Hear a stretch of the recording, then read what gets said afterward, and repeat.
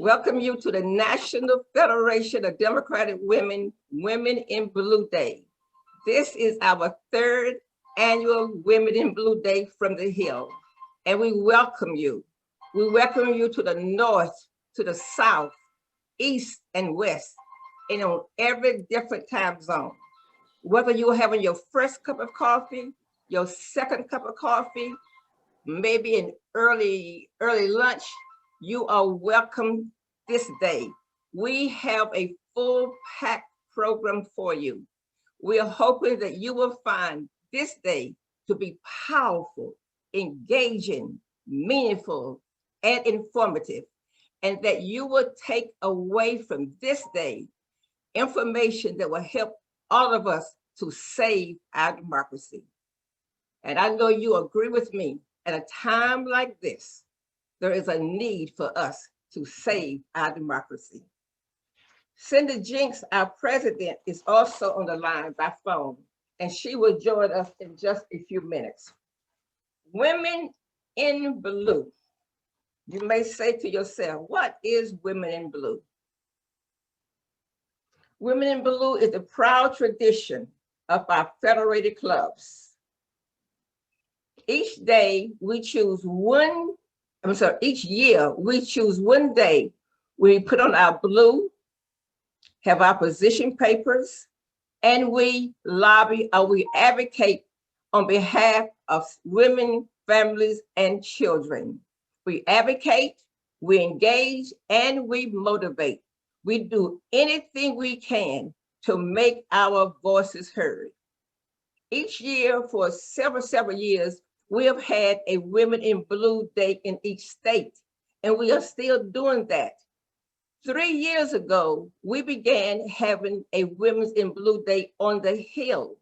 This year is called Women in Blue Day from the Hill because we're not on the Hill, but we are watching by Zoom.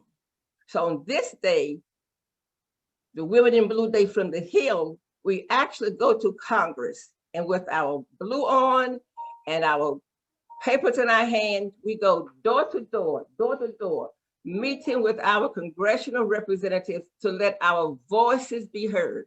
There are so many issues confronting women. There are so many issues that we have to be powerful. We have to stick together, and we have to let our voices be heard. At this time, I want to bring to Mary. Are you on the line? Okay, she's not here, so we'll continue. This program has been brought to you by a group of very hard, dedicated, committed. Yes, I'm on the line. I'm sorry, Mary, can I hear, are you speaking? Yes, I'm on the line. Okay, I'm going to pause and let Mary speak for a few minutes, and I'll come back to you. Okay, ladies, I want to give a great big warm welcome to you for our annual Blue Day, Women in Blue Day. It's great to know that so many dedicated women are attending this exciting day. It's always fun, and Estelle has done a wonderful job organizing this virtual meeting. If this is your first time to attend, you will find it empowering and informative. Hopefully next year the pandemic will be over and we'll be able to attend Women in Blue in person in D.C. Those are especially exciting because it puts us literally in the halls of Congress and meeting with our representatives and senators and their staffs and inform them of our priorities and our concerns. Plus, we get to see old friends and make new ones. It's just a really, really wonderful experience. And I appreciate and thank you for your interest in this work. I'm thrilled that so many are attending. And it's important to let our legislators know about us. I give my regrets that I'm unable to attend today and share this experience with you. So enjoy your day, and the best to all of you. Thank you. Thank you very much, Mary. Mary is the president of the National Federation of Democratic Women. We have 34 chapters in different states. And Mary, on behalf of all the women, all of your sisters, all your federated sisters, let me take the time to say to you that you in our hearts and you in our prayers as you go through the time of mourning for the loss of your husband. We thank you for the strength that you showed today to come on to say welcome and to thank you. As I was about to say before Mary came on, and I yield to her, you've heard my name called several times. You see my name given, and Mary even called it. But I had a strong group of women who worked to put this program together. I have a friend who always said, the word I stand alone. The word we means more. We started planning this program back in November. And I can say to you, there were no big I's and no little me's. It was challenging. You can imagine, it was challenging. Putting together 18 states. We have 18 states that are here with us today. I think we have at least 10 congressional representatives and other speakers. And but in all that we have done because we have realized the importance of letting our issues be known, letting our voices be heard, letting our problems be solved. If we don't do it, who will do it?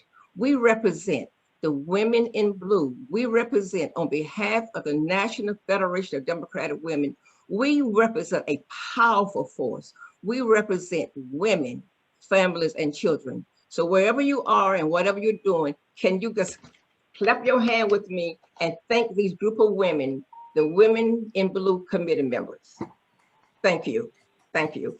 And now I think we are getting ready to hear from our warrior on the hill.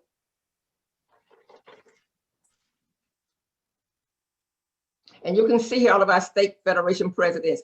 If your state is not listed here, there's a reason.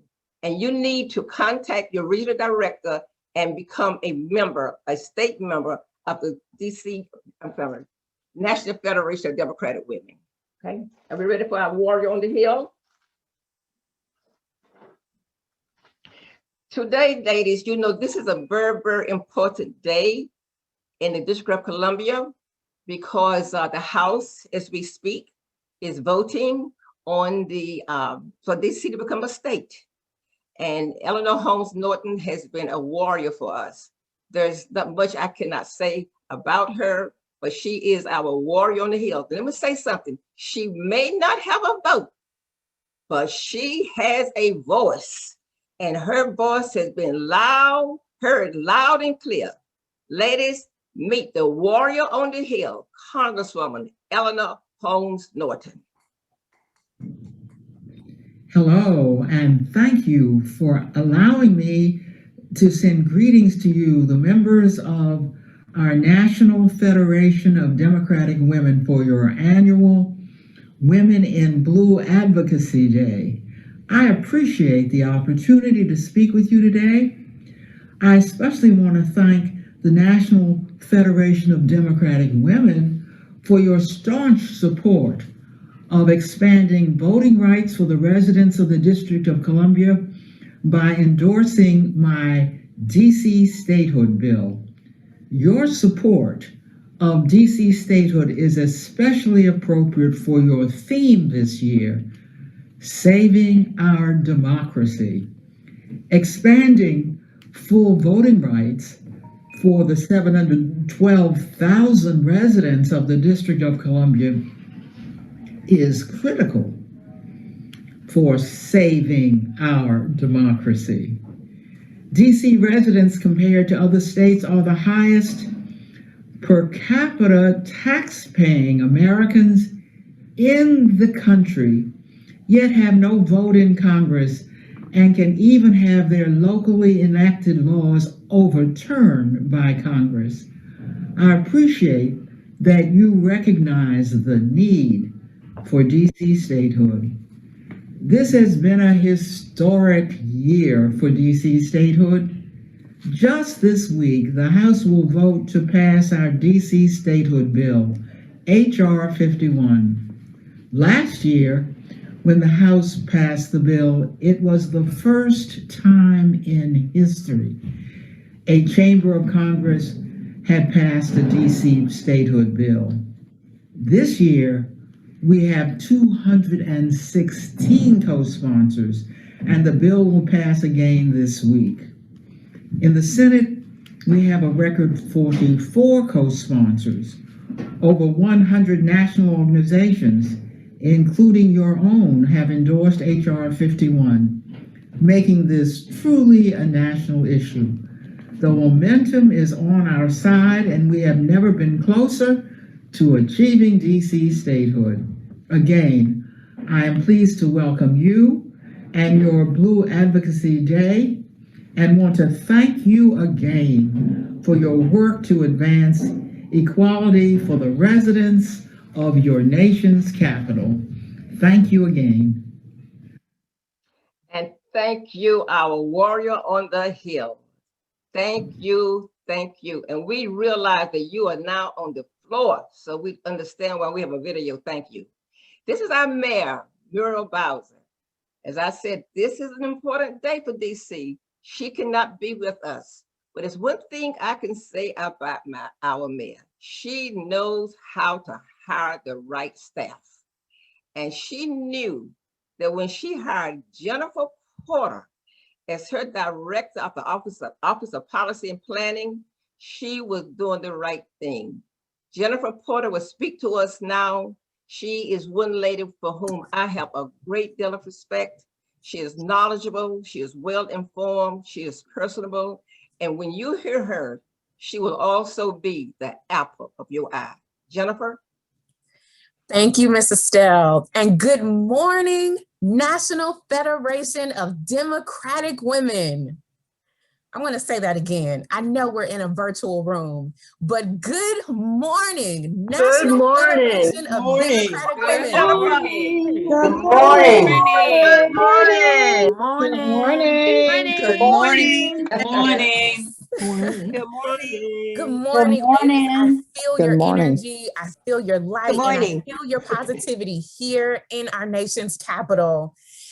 Before I begin, I want to acknowledge our outstanding national leadership, President Mary Jenks, our regional and state leaders who have been working on the front lines, saving our democracy, and our outstanding and dedicated local leadership for today's event and for this region, Liz Duarte, Hazel Bland, and the incomparable Miss Estelle Lloyd for inviting our mayor to be a part of this important and critical day. Mayor Bowser could not be here today, and as you mentioned, we are literally making history today, making history for women in leadership and making history for the enfranchisement of our democracy. Today's Lady in Blue Day could not have fallen on a more critical time and a critical day. And it's always a privilege to welcome women from across our nation virtually to our city. And we feel our very soon, our state. As I shared, I am the director of the Mayor's Office on Women's Policy and Initiatives, and to know that we are on the crux of changing policy that is going to enfranchise people for a more perfect union and more representation, I can't be more excited. This is also an exciting time for the United States, especially for women in civic leadership. We have women leading in cities and states across the nation. And just this week, in fact, in St. Louis, Missouri, my hometown, it became the next largest city in the nation to elect a woman, and the first Black woman as mayor. We have our first woman vice president, and women across the country are not just running for office, but are leading fantastically. We have women like Stacey Abrams as well, who may not be in elected office, yet who millions of Americans look to as a voice of reason and inspiration. We also have the most diverse Congress in history, proving that when women run, women win. And we also have women today here in this virtual room. And as I scroll through on the Zoom, I look and I can see virtually there are leaders. I know in this room, there are bosses, there are mentors, there are mothers, sisters, and daughters. And I know that there are women here ready to make change. I know that there are women who are here to change the fact that women are getting paid less than our male counterparts. And in particular, Black women are still getting paid nearly 40% less than their white male counterparts. In the Mayor Bowser's administration, we are working to assure that women in the District of Columbia can change this by offering free salary negotiation classes at the district government. And we've placed policies in place to ensure that our employees are getting equal pay for equal work. I also see in this room that there are women who are committed to finding solutions to fix the fact that maternal mortality rates for mothers is devastatingly high. And last fall, the mayor was proud to host the district's 3rd annual and first ever virtual maternal and infant health summit, bringing together leaders and experts from across the country to discuss what's being done and the work that's left ahead. Here today in our virtual room, I also know that there are women who are ready to help Washington, D.C. become the 51st state in the nation. The fact that over 700,000 residents of the District of Columbia have not a single vote in Congress is one of the greatest ongoing civil rights issues of our time.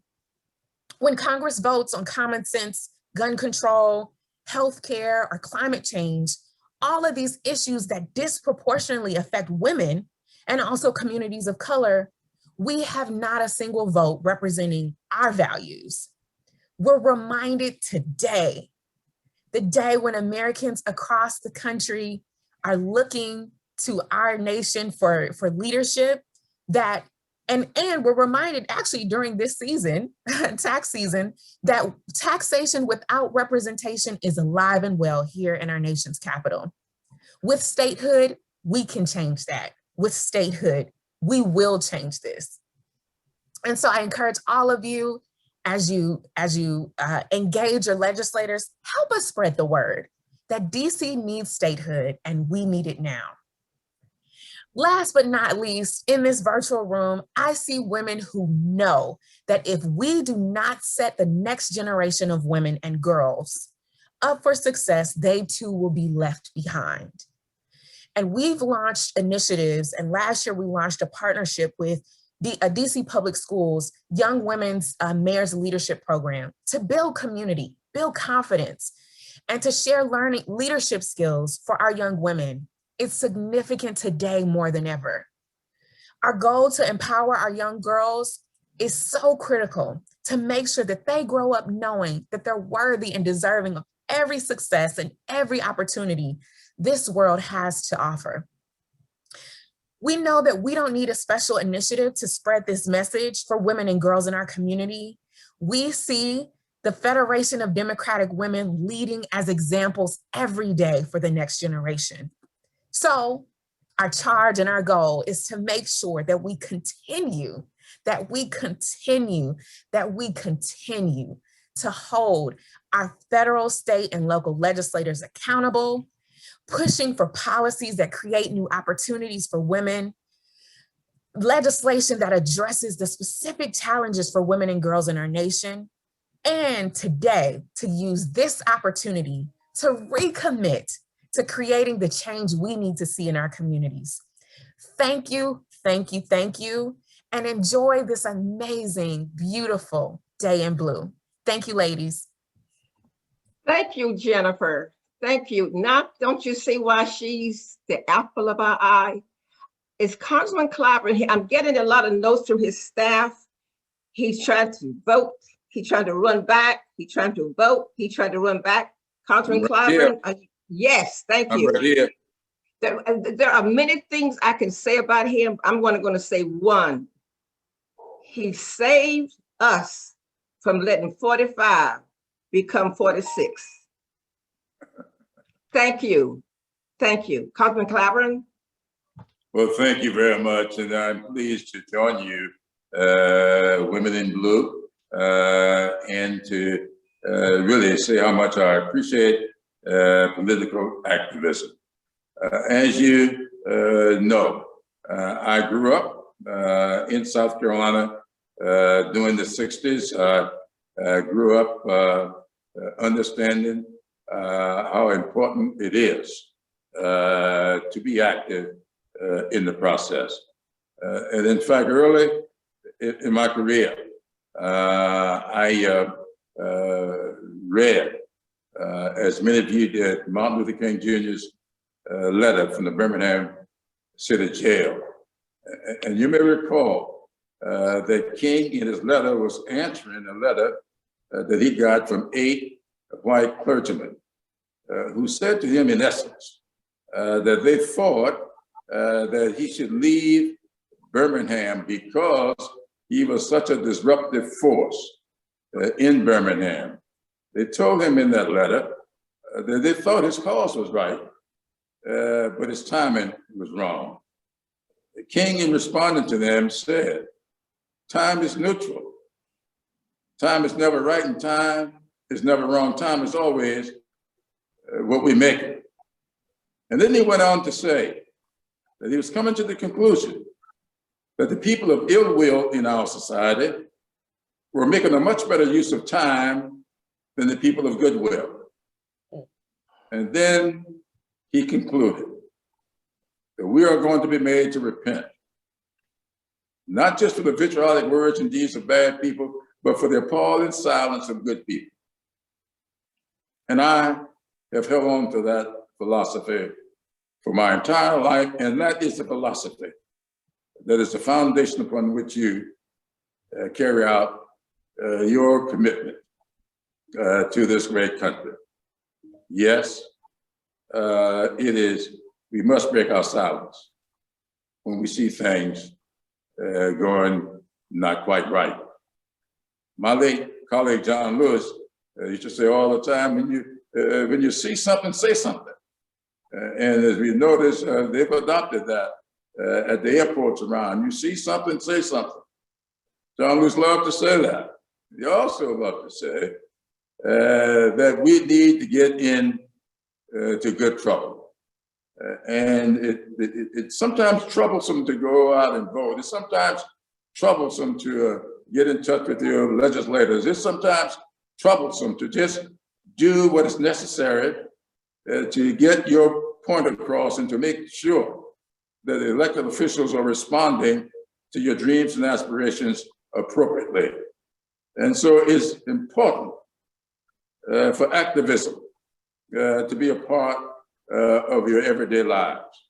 That's what the political process is all about, being active. And you know as well as I do that some faults have been revealed in our system in such a way that things need to get on track to repair these faults.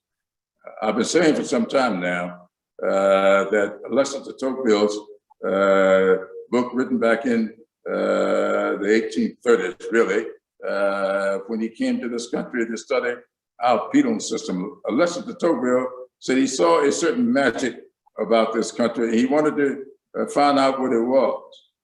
He concluded after his research that America's greatness is not because it is more enlightened than any other nation, but rather because it has always been able to repair its faults. That is a truism that we've got to keep and hold on to. We must be able to repair our faults. And fault lines have been opened in our educational system. And we've got to have online learning for our children. Fault lines have been opened in our healthcare system. And we've got to have telehealth and telemedicine in our rural communities and for our elderly. Faults have been opened in our energy production, and we've got to have affordable energy. We gotta make this country's greatness accessible and affordable for all. And when we start putting together infrastructure, we gotta make sure that modern day infrastructure, broadband, we didn't always have electricity. And we know what electricity did to change America. The same thing can happen in the 21st century with broadband.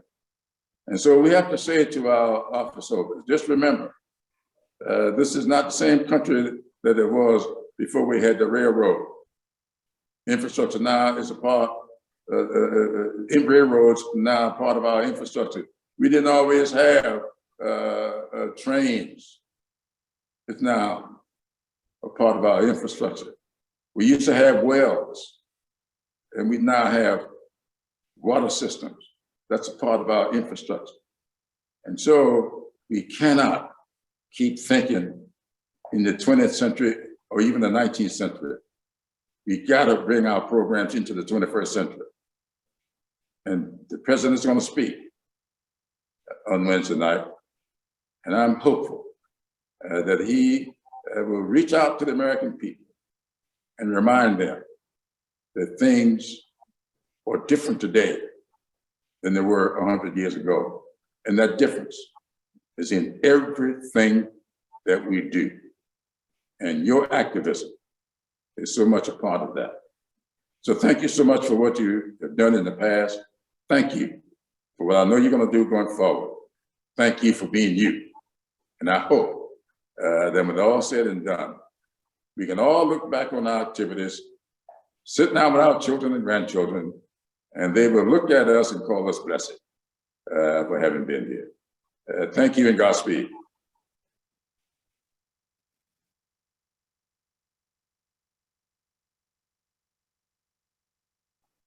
Thank you, Congressman.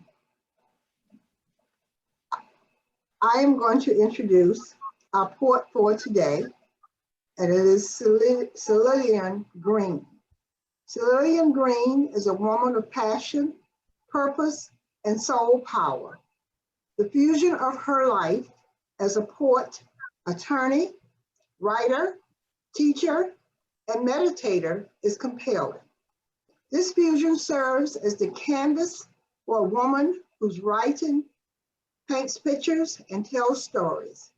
Ms. Green's observation of past and present cultural dynamics are insightful and thought-provoking, rooted in a place of ancestral connection and spiritual growth. Her creative endeavors are also informed by education experience. Ms. Attorney Green's poem for the NFDW Women's Lobby Day is alive and well. I present to some and introduce to others, Attorney Celia Green. Thank you very much. Can I hear me? Can you hear me? Can you hear me? Yes.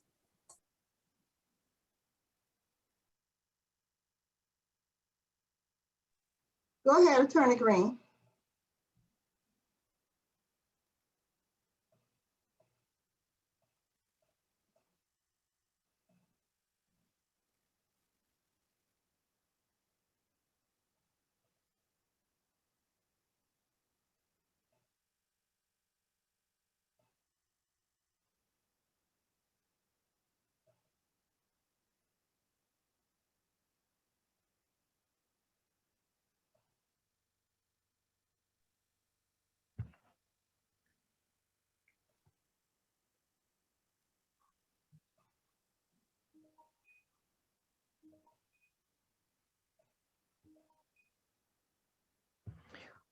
It looks like she's having problems. So Lillian, it's like she's frozen. Why don't we come back to her?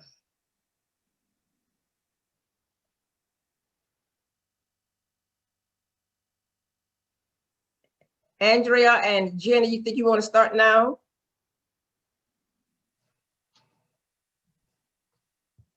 Hi. I think perhaps if Lillian takes her video off, she might get a stronger signal for sound, since I live in an area that has bad reception sometimes too. I see her muted now, but do we want to try with her one more time? I'm sorry. Yes, let's try one more time, then we're gonna move on. Okay, she's muted. Unmute her, let's move on if we cannot get this to work, and we can always bring her back.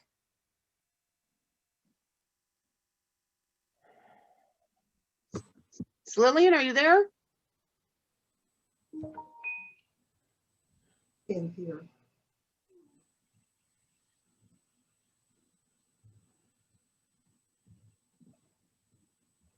Okay, that's not working. So if we'd advance to the next, I'm Go sorry. ahead, Jenny. come Why don't back we to- go we'll ahead get to the fix next? that. Okay.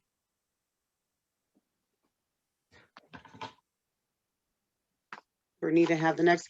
Hi, yeah, well, let's take off Lillian. I'm Ginny Ballou from Idaho, and Andrea Bagwell from DC, and I will be introducing this next section. And right now I have for you Patricia Farley from Florida to introduce our next speaker. Is Congresswoman Demings in the house? Do we know? I love to talk about her. I can talk about her until she gets here if necessary.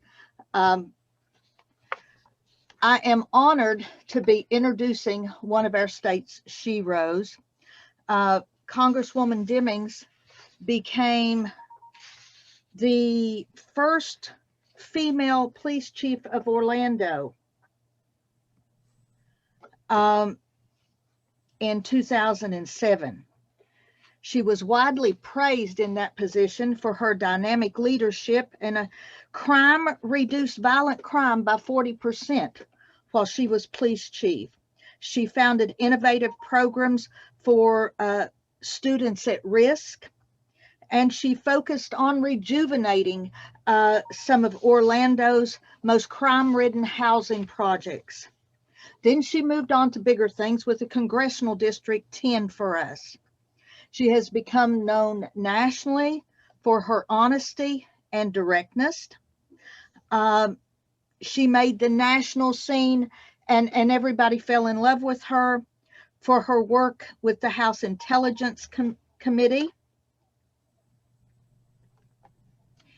And with the Robert Mueller investigations into Russian interference, with her questioning there, and then on to the impeachment hearings, and with the Judiciary Committee. She has been a favorite on MSNBC News recently, and just this week had a confrontation with Jim Jordan that is making a viral presentation on internet that we're all enjoying watching. She was on the short list for President Biden's VP pick, and we love this woman. We can't say enough about her, and we are trying to get her to run against perhaps higher office, but we love her where she is, so it's totally up to her what she decides. Have we found Congresswoman Demings at this point in time? Is she here?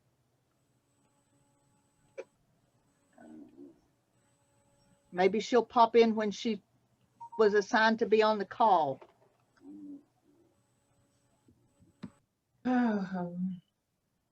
Is she here?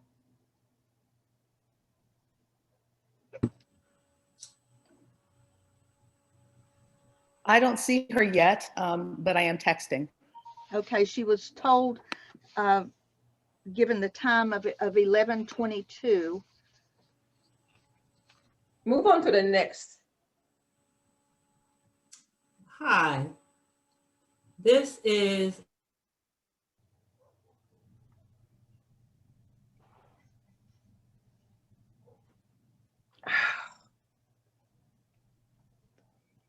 Andrea, you just got muted.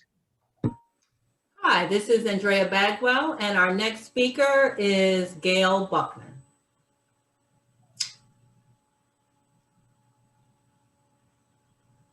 Okay, I think I'm unmuted, correct? Yes, you are. All right. Good morning. Well, what an exciting day. I am Gail Buckner. I chair the Legislative Committee, and I'm going to talk to you a little bit about how to use our position papers. You know, the voices of Democratic women must be heard, and you must seize the moment. Make Women in Blue your way of making your voices heard. Make Women in Blue your modus operandi. More than one day, every day. I hope you've read the new document that I wrote this year, How to Use NFDW's Position Papers, Resolutions, and Your Own Position Papers. The gist of the document is form a working relationship with your elected members of Congress and state legislature. Make yourself known to these people. When they see your name on the caller ID or in their email box, they should recognize who they're talking to. It will take a while to cultivate a working relationship, but the time will be a very worthwhile investment. For those of you who are thinking this won't work because your representatives are Republicans, don't give up. Remember, they work for you. You pay their salary. Never let an elected person have the opportunity to say, no one in my district contacted me about this. Contact them, follow up, and follow up again and again until you get your answer. Another excuse to watch out for is, if this bill comes to the floor, I will vote for it. Be prepared to respond. We want your help to get the bill to the floor. I want to thank the members of the Legislative Committee for their hard work in developing our position papers. If you missed any of NFDW's position papers, send an email to gailbuckner@bellsouth.net and I will get those to you. Today is Earth Day. This year we had 2 excellent papers written on the environment. Just send me an email and I'll get those to you. Now, let's hear from our states about their lobbying. Thank you so much, Gail. We are now going to go to our state reports. I do just want to give you a little heads up. If we should have the Congresswoman Demings jump on, we will interrupt our list of states as we're going. But so right now we're going to hear from Alabama with a presenter of Lloyd Bryant, please.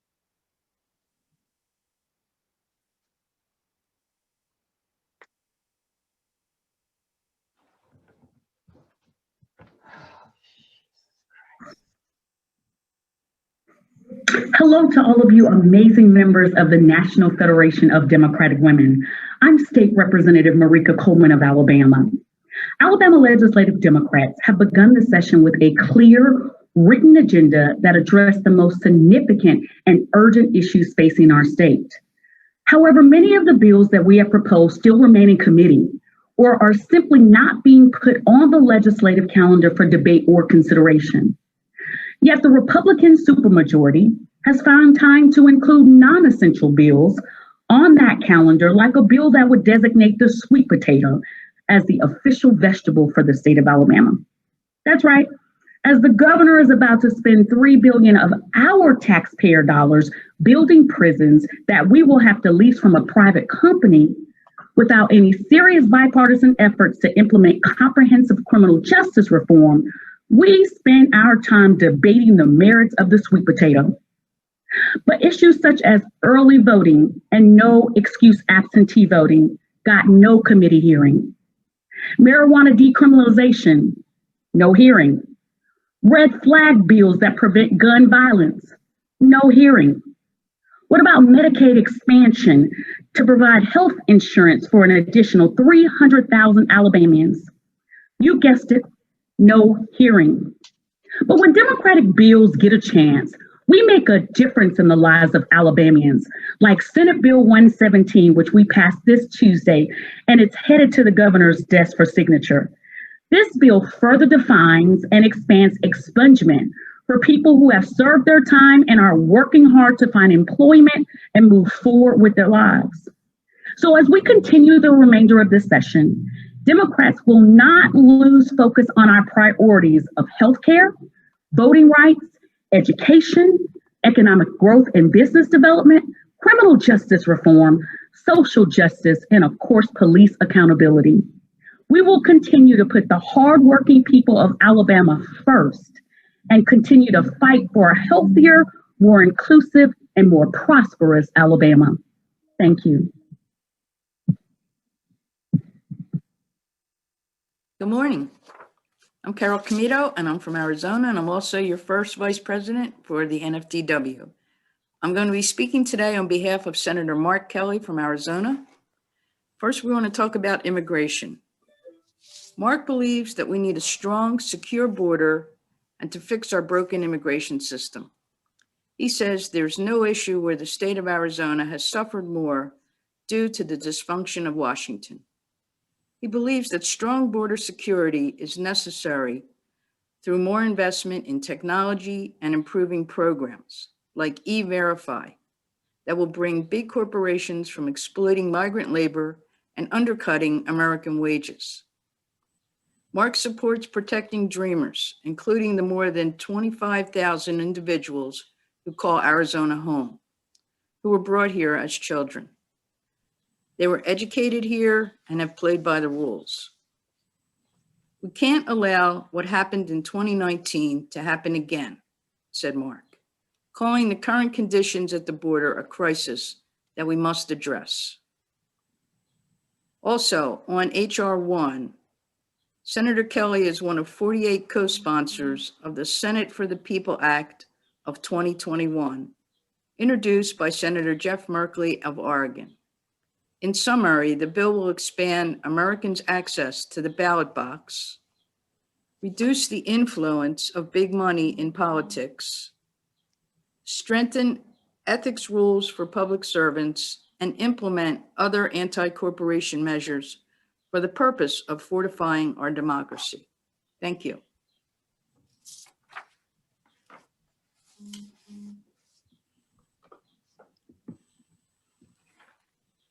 Thank you so much, Carol. Next, we'll be hearing from Gracie Ziegler of Arkansas.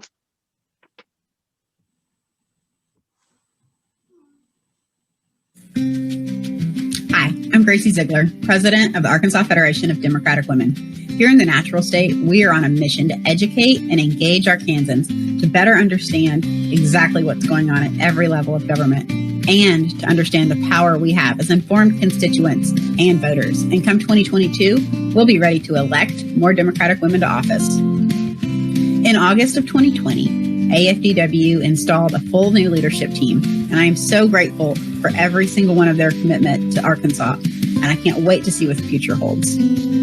We have been Zooming in and out of people's living rooms and dining rooms all the way to our elected officials' phones, emails, and social media pages, letting them know exactly what we think.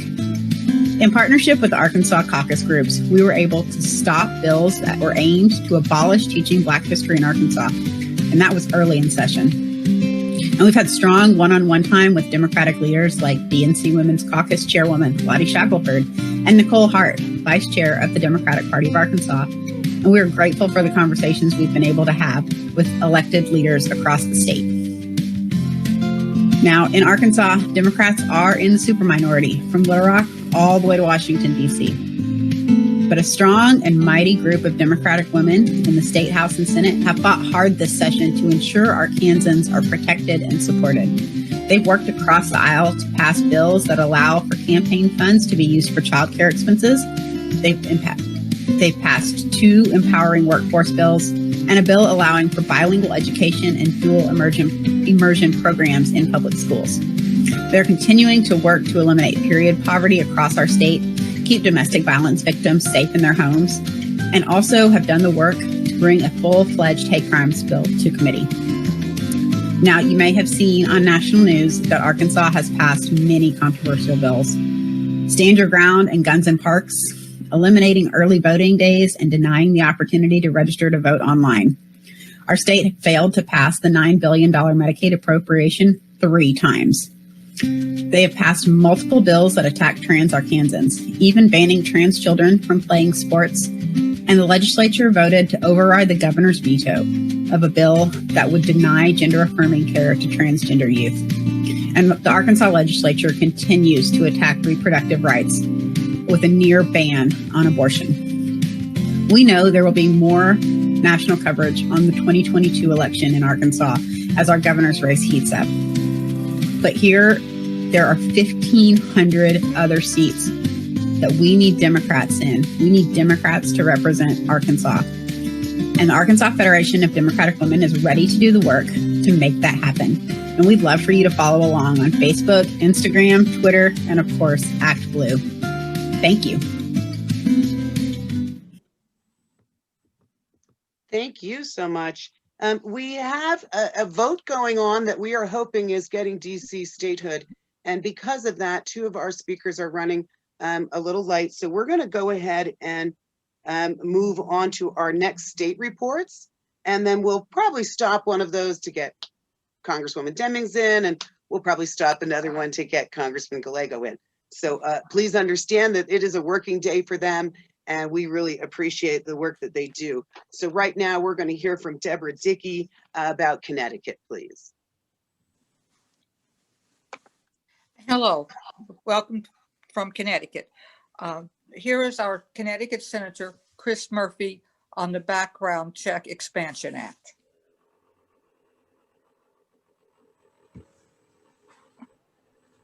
It's pretty tough to find something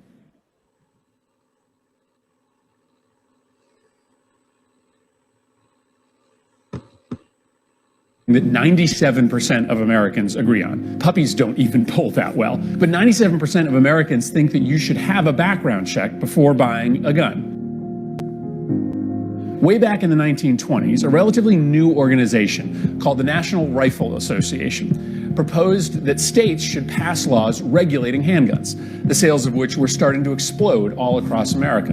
Only suitable people with a good reason for owning a gun should be able to possess a gun, said the NRA, and only after a reasonable waiting period. Well, a few states bit, but it wasn't until 1993, after the assassination attempt on President Reagan, that Congress passed the Brady Background Checks Law to establish the National Instant Criminal Background Check System, better known as NICS. The Brady bill required all licensed sellers to conduct a background check before somebody can buy a gun. By then, though, the NRA had been taken over by right-wing extremists and now hated the idea that anyone should be banned from buying guns. But most Americans liked the new law. And now, when you go buy a gun from a federally licensed dealer in person or online, your name is run through the background check system to make sure that you're not prohibited from owning a firearm. That check normally takes about 90 seconds. Convicted felons, domestic abusers, and people who are severely mentally ill aren't allowed to buy a gun. The good news is background checks work. Since the Brady Law was enacted, over 300 million background checks have taken place, and over 3 million sales to criminals and people who are seriously mentally ill were stopped by a background check. But a lot has changed in the last 25 years, and our gun laws haven't kept up. The Brady bill only requires background checks by licensed gun dealers, not private sellers who push guns online or at gun shows. People who shouldn't be able to buy a gun are taking advantage of these loopholes. Gangs smuggling guns into Central America just buy their guns at gun shows. ISIS put out a video last year telling their recruits in America to do the same. This November, candidates across the country ran with a promise to keep our communities safe from gun violence. And they won big time everywhere. So now we're taking action. I teamed up with Mike Thompson in the House of Representatives to introduce the Background Check Expansion Act, a bill to close loopholes in our gun laws and require a background check for every sale. I'm going to do everything I can to get our Background Check Expansion Act signed into law. But you matter more. Call your legislator, make noise on social media, join an anti-gun violence group, show up at a town hall, and demand that it's time to pass universal background checks.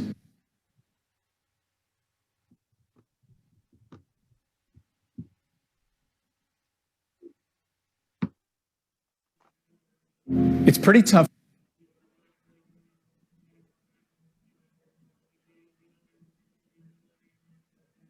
Right now, this is Andrea Bagwell. Thank you all so much for being with us this morning. We're waiting on Senator Paul Strauss. Not sure if Senator Strauss or the person that's introducing him, Jeanette Mosley, is in the house yet. Jeanette Mobley is here. Thank you. All right, good morning. So we're just gonna give a quick check. We'll call this roll call and see if Senator Strauss is in the house. He is in the house and excited. Before you go, sir, you have a proper introduction by Ms. Mosley. Thank you so much. Please hold. Well, good morning, everyone. Again, I'm Jeanette Mobley, president of the DC Democratic Women's Club, and I have the pleasure to introduce Senator Paul Strauss. The District of Columbia residents did a great thing when we elected him to this office because he has been such a champion for us. He is currently serving his 5th term as the U.S. State Senator from the District of Columbia. As a non-voting representative to the U.S. Senate, Senator Strauss advocates at the U.S. Senate and the U.S. House of Representatives on behalf of the citizens of D.C. in their attempt to gain full federal representation, self-determination, and eventually admittance to the Union as the nation's 51st state. And we are so close. He is also the ranking member of the DC Statehood Commission and represents the U.S. on the Global Committee for the Rule of Law. Senator Strauss has been responsible for some of the most innovative and effective efforts at advancing awareness and promoting education about DC's struggle for statehood. His 51 Stars campaign features 51 famous celebrities or stars from the world of entertainment, professional sports, and the arts, appearing in public service announcements promoting DC statehood.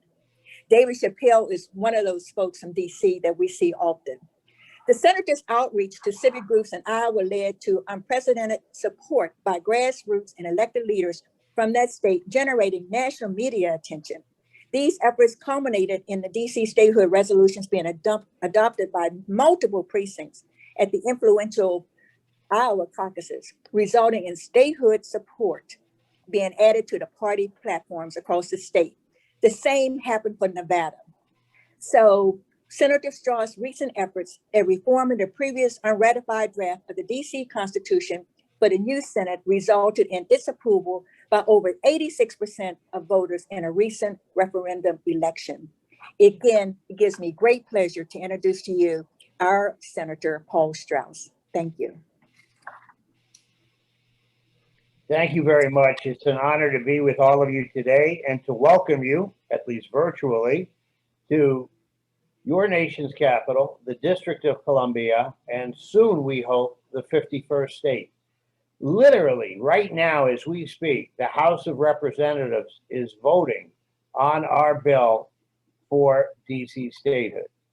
Probably the most important piece of legislation that the Congress is going to consider this year, because the future of every other piece of legislation is tied up in our future as we seek to join the Union as the 51st state. DC residents pay full federal taxes, serve in the military, including many important positions in the civilian government. Think, for example, of a federal employee named Anthony Fauci, who's been working pretty hard without a vote in Congress to keep us safe. Speaking of the pandemic, one of the reasons why DC statehood is so important to us is that the events of the past year has crystallized the need for full political equality for DC residents. When the coronavirus funding bill came out of the last session of Congress, DC only got 1/3 of the resources that were allocated to the states because we're a territory and didn't have the rights of a state. Think about how patently dumb that was. The virus didn't know we were in a state. It didn't make us only 1/3 as sick or tragically affect 2/3 fewer of our population. But it's dumb political decisions and discrimination like that that adversely affected the health and welfare and the safety of DC residents. We saw again how difficult it was for DC's lack of state status to help keep our people safe when President Trump was able to call in National Guard troops to attack peaceful protesters during the summer on a street now we call Black Lives Matter Plaza. He couldn't send troops into Washington state, but he could send troops into Washington, D.C. because we don't have a governor that could have blocked the National Guard when we didn't need it. Perhaps even more tragically, when we did need the National Guard on January 6th, our lack of a governor delayed that response.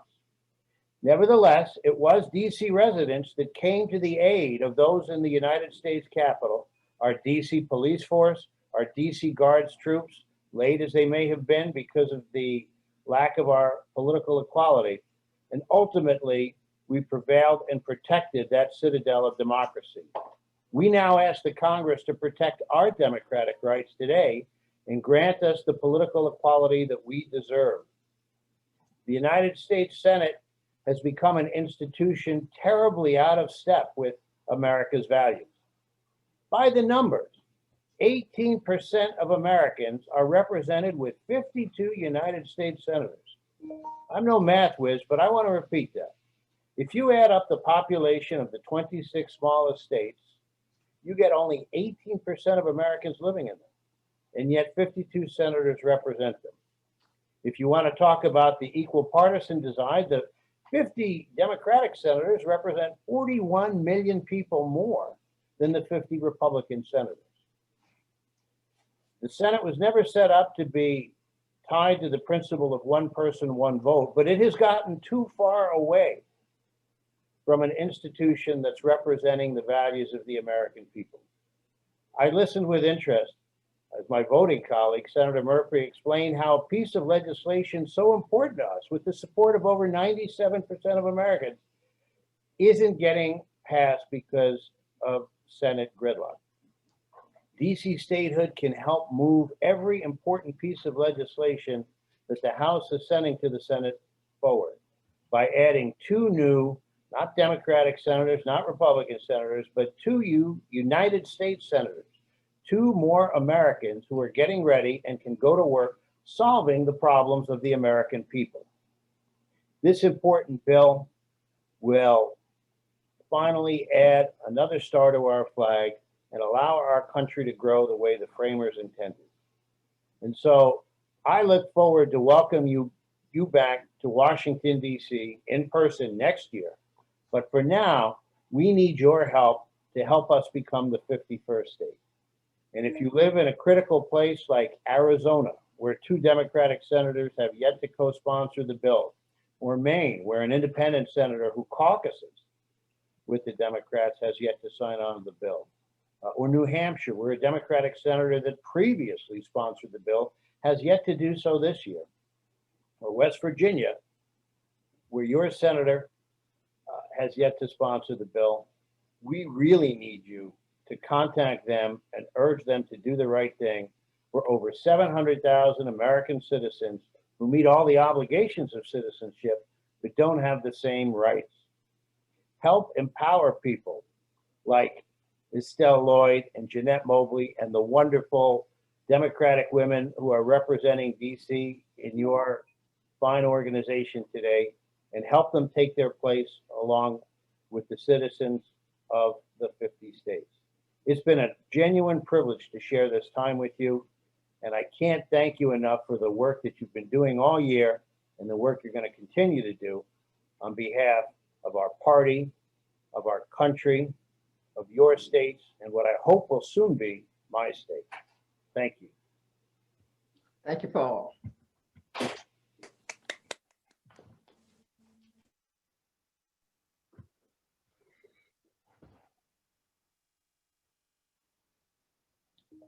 Florida is next in the group of states to report, but I'd like to diverge for just a second.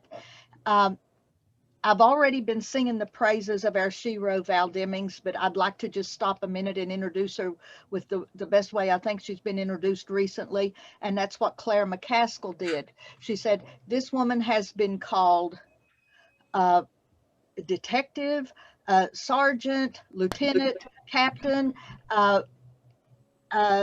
chief of police, and now she's representatives. And in the future, we're hoping that she'll be called senator or governor.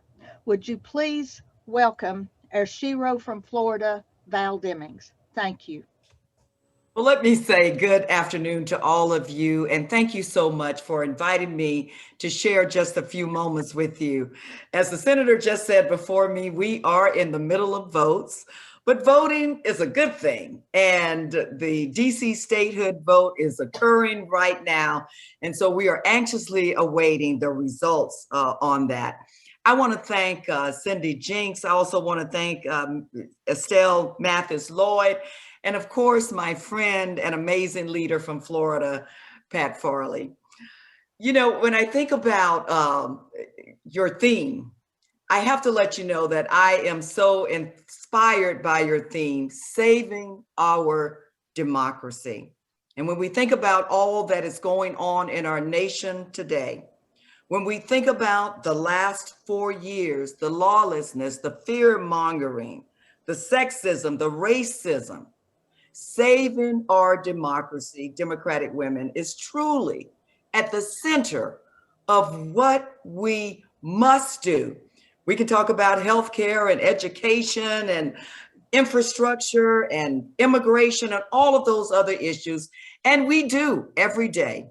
But the foundation on which we build great legislation, which builds great American dreams, is founded upon our democracy. I want to talk to you for just a few minutes today because I'm in the middle of votes, but you know, I'm reminded of a quote from Dr. King. He had many great ones, but one I want to change up just a little bit for you. The quote says, the ultimate measure of a man. Well, Democratic Women, let me just change that around just a bit. The ultimate measure of a woman is not where she stands during times of comfort and convenience, but where she stands during times of challenge and controversy. Democratic Women, while we have faced throughout our nation some disappointing and tough losses in our local, state, and federal races, I know you all remember 2016. We were all heartbroken that we did not see the first woman president of the United States. But I want you to think about, Democratic Women, where we would be were it not for Democrats, especially the wind beneath our party's sail, the wind beneath America's sails and Americans' dreams. Democratic Women, where would we be, even during the toughest of times, if we were not on the front line fighting for our democracy? John Lewis said, when you see something not right, not fair, not just, you do something, you say something. He said, get in some good trouble. And Democratic Women, you have certainly been doing that, upholding our democratic values and principles, working hard to make sure that every boy and girl, every man and woman, regardless of the color of their skin, where they live, how much money they have in the bank, their sexual orientation or religion, has an opportunity to succeed in a country that we say is the greatest country in the world. If we go through 2020, my goodness, you all remember 2020 was the year we were all waiting for. We couldn't wait after 2016. But boy, was 2020 quite the year. We found ourselves dealing with an impeachment trial. I was honored to represent you, Democratic Women, as one of the 7 impeachment managers. Our theme today is saving our democracy, but let's look at what we were doing in the impeachment trial. Upholding the Constitution, which is the supreme law of the land, upholding the rule of law, because we are a nation of laws and no one is supposed to be above it. But then we were fighting to protect our democracy. Our theme today, saving our democracy. We fast forward through 2020 and we found ourselves in the middle of a public health pandemic. Well, under real leadership in the White House, we've come such a long way, but we still see 32 million cases we've had over the last year in our great nation, and almost 600,000 people lost their lives.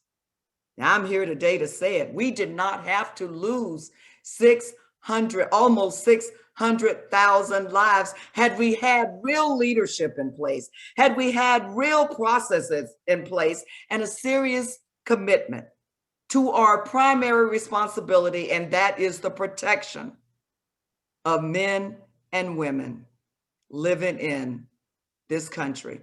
But when real leadership is in place in the White House and the administration, and we are so proud, since we are talking about Democratic women, our Vice President, the first woman to serve in the position, Kamala Harris. When real leadership is in place, we celebrate over 200 million vaccinations in the first 100 days of the administration. That's the kind of work that Democrats can do. We fast forward, and we saw last year civil unrest in all 50 states as a result of police misconduct. Now, you all know I spent a lot of years in law enforcement, but we knew last year that what happened to George Floyd was brutal, senseless, and it was murder, and the person responsible should be held accountable. No, our justice system is not perfect. We still have a lot of work to do, but the verdict this week, guilty on all 3 counts, was a major step in the right direction. It proved, Democratic women, that our system, as flawed as it is, when people come together with one purpose in mind, and that's to be in pursuit of justice, great things can happen. Guilty on all 3 counts. The next work that we need to do is to pass the George Floyd Justice and Policing Act. No, it's not perfect. We know that. We passed it in the House. Now it's time for the Senate. And we love to talk about forming a more perfect union. Well, let's do that, U.S. Senate. Let's go ahead and pass the George Floyd Justice and Policing Act, because everybody counts, but everybody is accountable. No one is above the law. So, Democratic women, I'm going to close with this. I want to thank you. Thank you for all that you do to help us move in the right direction. And that's to make this nation the great nation that it was intended to be. Keep up the good work. God bless you. And I hope to see you in person real soon. Thank you.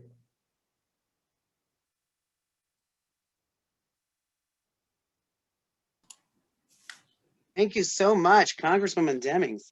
We're now going to go to Carol Comito. Hi, everyone. Carol Comito from Arizona, and I have the pleasure of introducing our Congressman Ruben Gallego, who is tirelessly working for us in Congress. Congressman Gallego?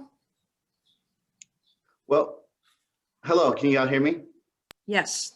Well, thank you so much for having me, Carol. Thank you for inviting me. I've known now Carol for, since I moved to Arizona 17 years ago. I think when we were both still in the old Nucleus Club together. And she's been a great leader in the Democratic Party, and especially, one of the key people that has helped turn the state blue. Well, I'm joining you from Washington, D.C. We're here. I was just very proud to have voted to make Washington, D.C. the 51st state. It's something that we desperately need to do to bring equity to the 714 residents of Washington, D.C. That deserve that type of representation. We still need to extend this to our friends in Puerto Rico. The fact that Puerto Rico is bigger than 21 states in terms of population, yet has almost no representation in Congress. It's just a sad. It's just a sad statement. I guarantee you, if Washington D.C. and Puerto Rico were had the same Anglo population of Wyoming, I'm sure there would be states already. But unfortunately, this is the type of inequity that they face. I'm very proud to be now saying that I'm the representative from Arizona. It has been a long years of working to turn the state blue. We're very proud to have 2 Democratic senators. We have 5 Democrats out of the 9 congressional districts. We nearly took back the House. We took back the Secretary of State's office, the school superintendent of public instruction, and we really are close to, I would say, really having what I would call a great blue breakout. And a lot of that work I really just have to talk about because I think it's something that people forget. Arizona, it was not a accident. It was people like Carol, like myself, young Latinos that decided to get involved in politics after SB 1070 that worked and hit the doors every day. And we talked to voters every day, every election cycle. It wasn't just every 2 years, only 4 years. We're actually out there during school board elections. We're out there during city council elections. And we recruited some of the best and brightest candidates to run, to really encourage even more people to run. Right now, you see the city of Phoenix. City of Phoenix now has a majority female city council and mayor, and that majority is a solid women's majority. So we are really, trying to push the state even further in a direction that I think it wants to go. And while there's been a lot of slippage in other areas of the country, especially with Latino voters, Arizona is one of the few states where we didn't see Latinos, vote for Trump by in any overwhelming numbers than before. And that's because we have made politics really personal. In Arizona, we talk about what happens when Republicans are in charge. We talk about how they don't just try to deport and separate families, but they will also will take away your ability to get affordable health care, to go to college, to start a business, to really live the American dream. And when we talk to voters like that in Arizona, especially people that want to start their lives and expand their families, they end up recognizing that the party to stick with, the party that's going to bring them that future, is the Democratic Party. So we have a lot more to go. I think it's incumbent that we pass immigration reform this year. It's something that we desperately need as a country. We've been promising it to Latinos and to other immigrants for a long time. We desperately need gun control legislation. The trauma that we're seeing every day, I can't even keep track where the last mass shooting happened and who it happened to and who caused it. It's ridiculous that I even have to think about that. We need to continue to push back on all attempts at voter suppression. Arizona, unfortunately, is not going to avoid this. We're going to end up probably having 1 or 2 bills that are going to be aimed at trying to suppress the vote. For context, for many years, Republicans in Arizona loved the early ballot system. They were big supporters of the Pebble system, which is a permanent early voter list. Last year, for the first time ever, Democrats outperformed the Republicans on early votes and by mail. And then coincidentally, this year, they introduced legislation to change it. After 25 years of universal support, Republicans have changed it because they claimed there was some level of fraud. And there's been no level of fraud proven by anybody. I don't have to tell you all this. But we're going to have to fight it off. And we're very lucky in one sense that, Arizona is very active and we tend to have really beautiful weather most of the year. And this year, I'm talking to a lot of my friends, a lot of organizations. If these bills get signed into law, we as Democrats will refer those bills to the ballot and we will fight them at the polling place. And we'll make Arizona decide if they should have their votes suppressed by these wild conspiracy theories. So the one thing I just want to impart and close with you, thank you for all your work you've done for the last years, decades. The Democratic Party would not be anywhere if it wasn't for the women of the Democratic Party that have consistently voted Democrats, that consistently are our volunteer base, are consistently our donor base, and now more so than ever are consistently now going to be in our leadership, which I think we're all stronger for doing that. So thank you again for having me. Thank you, Carol, for inviting me, and hope to see you guys all in real life at some point. Thank you. Good luck. Thank you. Thank you so much, Congressman. We are now going to go to Patty Farley for the Florida State Report.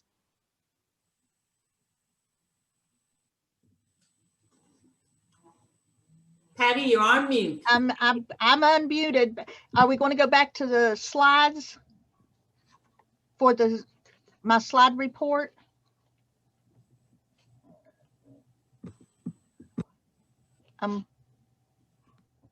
Now we have people on screen and okay. Okay.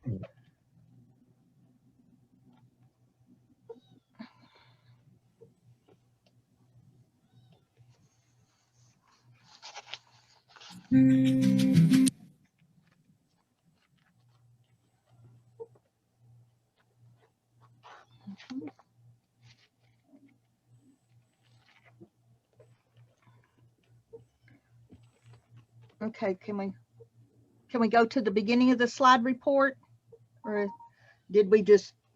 Okay, thank you. This first slide, this is how we're dealing with women in blue, dealing with communicating with Florida from our local community. Everything went to local delivery and virtual meetings for us. In this slide, what you're looking at is our beautiful historic Capitol. I wanted to share this with people. In the back was built the new Capitol, which is a 20+ story building flanked by 2 round domes. And you can imagine the jokes and cartoons that we get from this. It was designed by a man, of course. Can we go to the second slide? Thank you. We made our packets as usual, as we do every year, but this year we had to deliver them to local district offices. Here, this district office is Darren Soto's. We have Charlie Christ here. I have just a few photographs of our women delivering the packets of our white papers. To the next slide, please.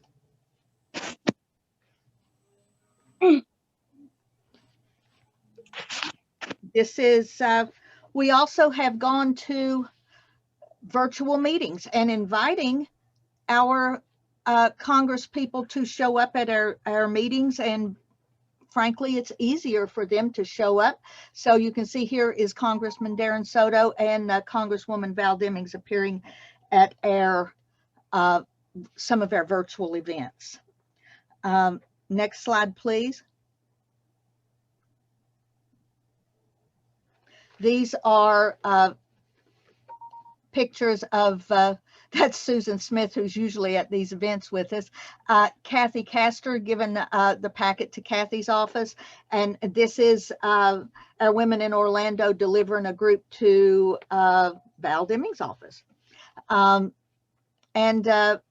final slide. We also in Florida, can we go to, thank you. We did a petition in support of ERA and collected 2,500 signatures and trying to deliver it. The Republicans wouldn't even let us in the state capitol to deliver the petitions. They met us outside the metal detectors and I accepted it. But on the other side, you see our Democratic leadership at the state government who escorted us into the Capitol. They were embarrassed that the Republicans would not let us in. But it was Marco Rubio's office that came down to the metal detector and accepted the petition for us. But we're doing what we can. We're currently at the end of session and they're passing every kind of horrible bill on the face of the earth. And we're fighting. Thank you, ladies. Thank you so much, Patricia. We really appreciate that. It's not on our schedule, but you know, we like to just add in everyone we can. We next, it's not gonna be clear yet. Oh, go back. I guess we won't have a slide. We're just gonna leave it on that. I've got California. We've got Christine Pelosi that's going to give us a quick report from California.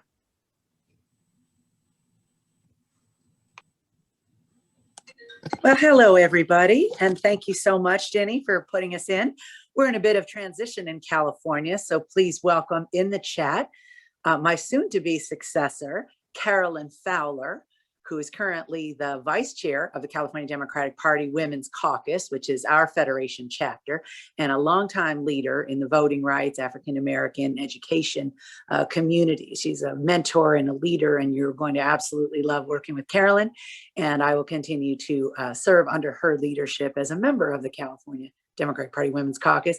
She is also newly elected to the Democratic National Committee. So look forward to her leadership there as well. So in terms of our update in California, as many of you know, we are proud to brag that we have the 2 highest ranking women in American political history. We have Kamala Harris, the first woman vice president, also the first African-American woman, also the first Asian American woman. So we are incredibly proud of Kamala Harris. And I will say that I have known her since law school, and Carolyn Fowler was a very strong campaigner for Kamala in her very first statewide campaign in 2010, pushing her over the finish line over a Republican from Carolyn's home of Los Angeles County. So again, we take special pride in her. And of course, the Speaker of the House, my mother, Nancy Pelosi, who is very, oh, look, there's our wonderful slide. Thank you. And who has been working with Congressman Gallego, Congresswoman Val Demings, and so many others on the issues that we've all been talking about today. You worked so hard in 2017, starting on Martin Luther King Day, going back to what Whip Clyburn said about MLK. Remember MLK Day? The week before the former guy was even sworn in, we were out taking our first stand to protect our care and quoting MLK that of all the disparities, the most shocking are in healthcare because they can lead to death. And so we knew from the start we had to organize, we had to march, and we had to win. And thanks to you, we won in 2018 and set the table to win in 2020. As has been mentioned, the George Floyd Justice and Policing Act, DC statehood, common sense gun background checks, fair pay for women, all of those are sitting in the Senate awaiting action, and that, or soon to go to the Senate in case of DC statehood, which just passed. And we are going to make sure that we push for filibuster reform to make sure that we have the legislation that we deserved and that all of you worked for. Special shout out to our friends in Georgia for bringing us 2 US senators to make this possible. And briefly from California, we are so lucky to have the representation that we do. We have Senators Dianne Feinstein and Alex Padilla. We have a female lieutenant governor in Eleni Kounalakis, first elected woman ever. Our state controller, Betty Yee, our state treasurer, Fiona Ma, our new Secretary of State, Dr. Shirley Weber. These are powerful women who have been helping lead the way, and our state Senate pro tem, Toni Atkins, who is the first woman and the first lesbian to lead both our state assembly and our state Senate. Talk about a diplomat. So we are very, very blessed with the women. You know so many of our congresswomen who've been making such a difference. Karen Bass, Maxine Waters, Zoe Lofgren.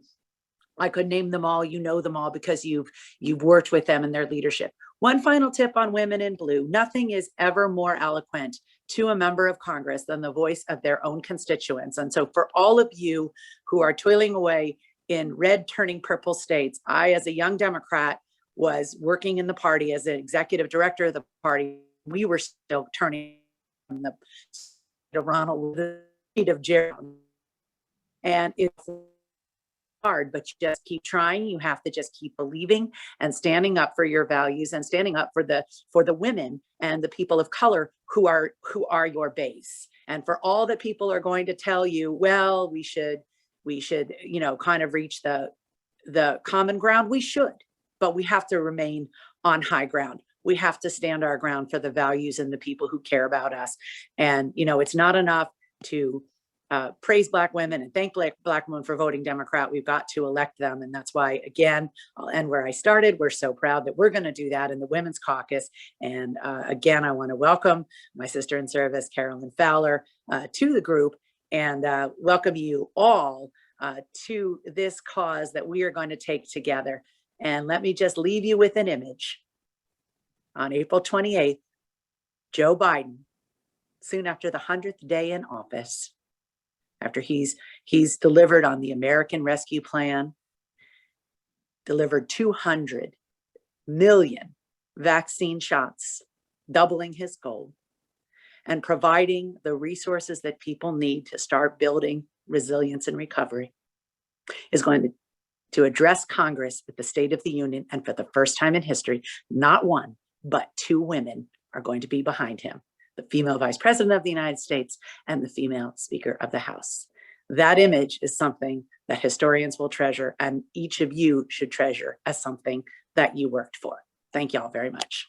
Very good. Yes, sir. Thank you so much, Christine. Thank you. Thank you. We're so glad you could get on and share with us all the exciting things that go on in California. And it's going to be a great day for your family as well. It is now my pleasure to introduce our singer for today. Claire Watson is a high school senior in Haley, Idaho, and she has been accepted to some prestigious schools all across the country, from New York to California. She's going to be singing Armor. Oh, there we are. She's going to be singing Armor by Sarah Bareilles.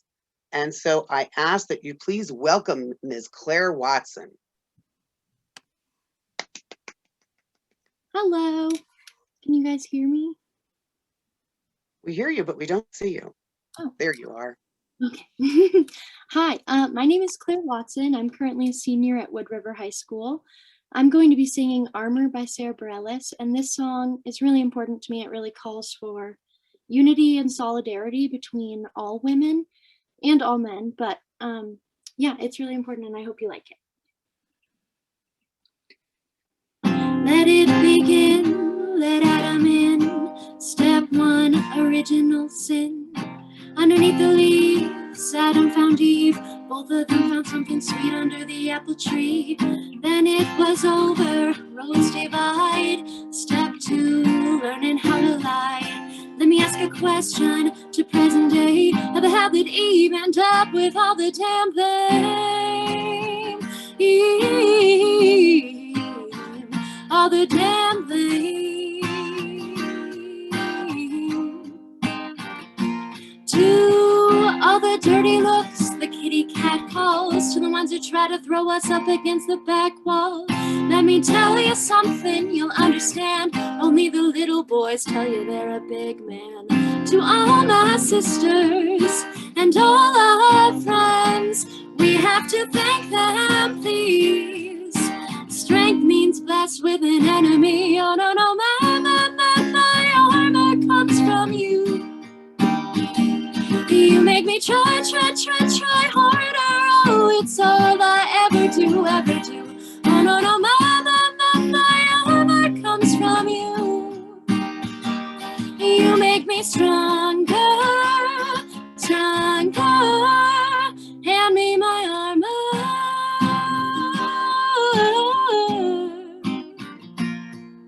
Hand me my armor. Hand me my armor.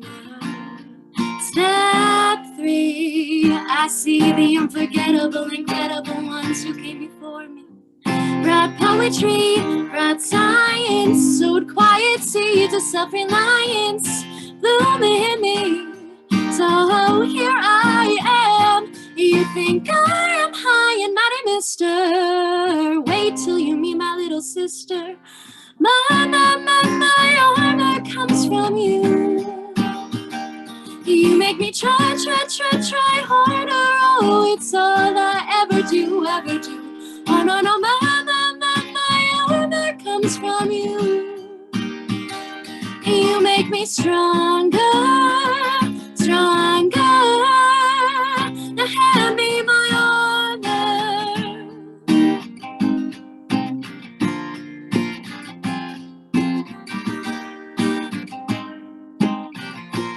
what you didn't do to bury me, but you didn't know I was a goddamn seed. You don't scare me, I am of the earth.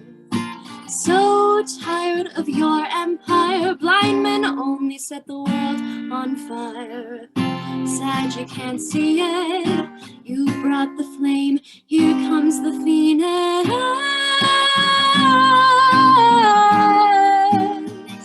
You make me try harder, oh, it's all I ever do. Oh no, no, my armor comes from you. You make me stronger, stronger. Hand me my armor. You make me try harder. Oh, it's all I ever do. Oh no, no, my armor comes from you. You make me stronger, stronger. Hand me my armor. Hand me my armor. Hand me my armor. Hand me my armor. Hand me my armor. Hand me my armor. Hand me my armor. Thank you guys so much for having me. Thank you so much, Claire. You know I love you, but you're just wonderful. I'm so glad to get to share you with everyone. We've got another congressman. You know, these votes are going, so we're going to just keep moving with our state reports, and we will go back to Congressman Connolly when he gets to us. So for now, I'm going to go to Georgia. Carlotta Harrell, if you would please give us your Georgia report. Hello, everyone. The Georgia Federation of Democratic Women chose to prioritize NFDW's 2 position papers about mental health issues with students in schools and persons in the community. GFDW provided copies of these papers to all 6 of our Georgia Democratic members of the U.S. House of Representatives. This includes Congressman David Scott, Congressman Hank Johnson, Congressman Sanford Bishop, Congresswoman Lucy Macbeth, Congresswoman Carolyn Bordeaux, and Congresswoman Nikema Williams. These members of Congress are true blue Democrats, and we know that they will take a sincere look at the issues presented in NFDW position papers. We ask you to study these issues and to consider authoring. We ask them to study the issues and consider authoring legislation to address these problems. ABC News has reported that since 2013, 30,000 students aged 10 and younger have been arrested at school. All students must be kept safe. They must not harm themselves or others. But should a 6-year-old having a temper tantrum qualify for being arrested and fingerprinted? No, but it is a signal that professional help is needed. School resource officers, school counselors, and social workers have their hands full and can benefit from the assistance of a mental health professional on the scene. Likewise, officers that are called to the scene of persons in the community having mental health breakdowns are often ill-equipped to deal with situations. In 2020, USA Today reported that 1,200 people having a mental health crisis were fatally shot. Our police have a dangerous job trying to keep everyone safe. They need mental health professionals on the scene. Some police departments have partnered with mental health professionals to work as co-responders. Mental health professionals are assisting street cops responding to incidents involving mental health crisis. We will follow the first contact with our members of Congress, with other papers at a later date. GFDW will utilize all the papers to help our positions known to our members of Congress. We will also invite our Georgia members serving on the Democratic National Committee to receive all NFDW position papers. We want to create and keep an informed dialogue going with our DNC representatives too. Developing a good working relationship with our members of Congress and our DNC members is a priority and well worth the time that GFDW has invested. We will continue to work at this. Thank you so very much.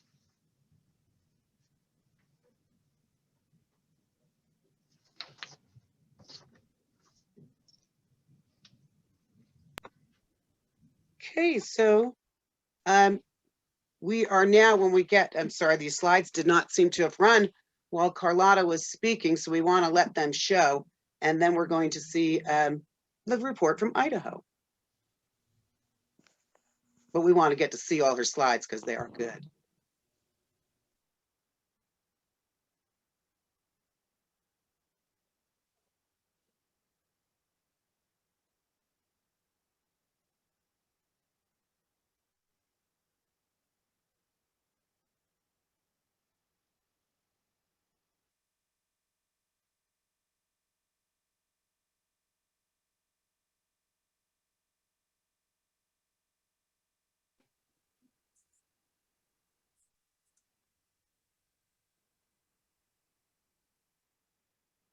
Here we go.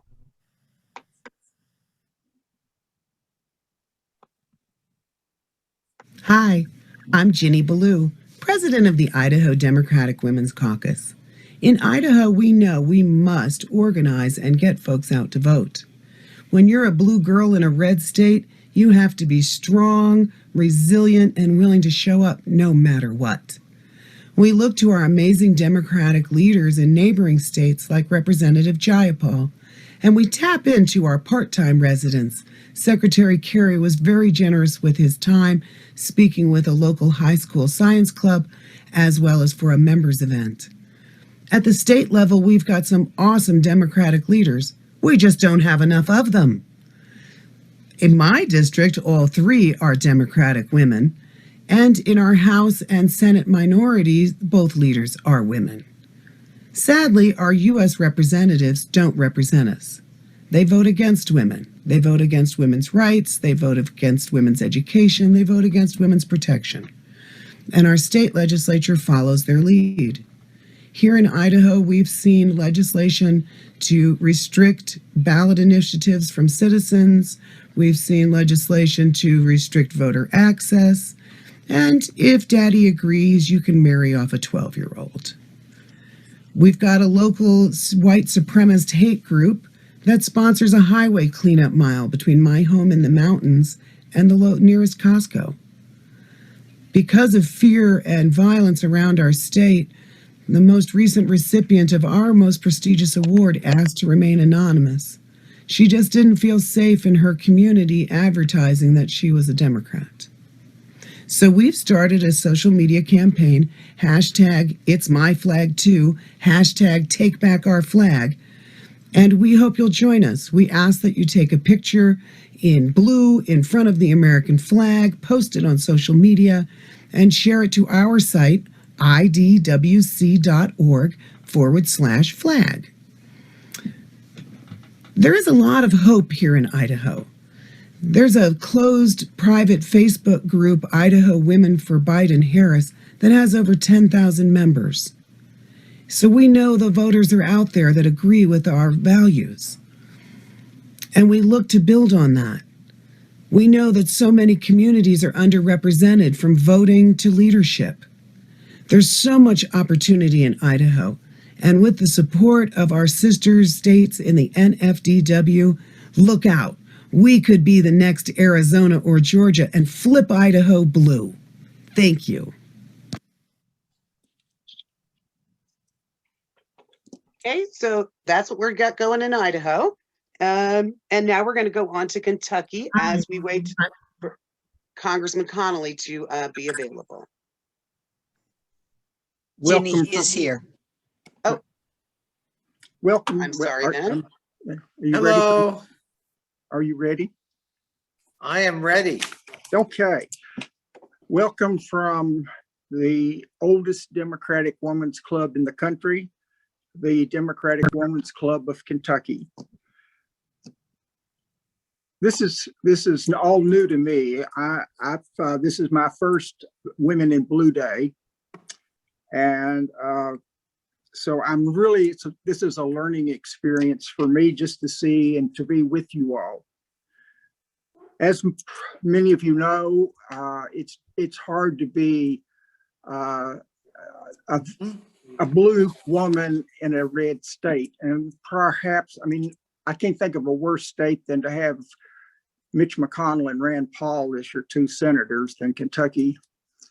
And unfortunately, Kentucky has a supermajority of Republicans in our legislature. And so things have got to change. And quite frankly, we're looking toward a new day in Kentucky where we have to change everything that we know about the Democratic Party in order to win back our place and our opportunity for representation. I'm excited that we have a new president of the Democratic Party in Kentucky. His name is Coleman Eldridge, and he's a Black man. And Kentucky now has we now have a Black man as our president of our Democratic Party, which is for the first time in Kentucky's history. And I'm excited about that. Also, many of you know, maybe you don't know, but I think it's important. I am a woman with a transgender history. For 65 years, I lived in a closet. But on my 65th birthday, I came out of that closet and began the transition process and underwent 41 hours of surgery and probably have ingested a barrel of estrogen over the last 11 years. But I am now the first woman with a transgender history to ever be elected president of a Democratic Women's Club in the country. And I'm the first to ever be elected president of an entire state. I'm the first woman to ever go through Emerge Kentucky.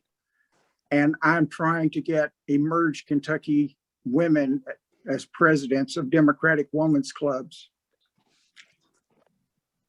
I know that Kentucky is trying to open the doors to more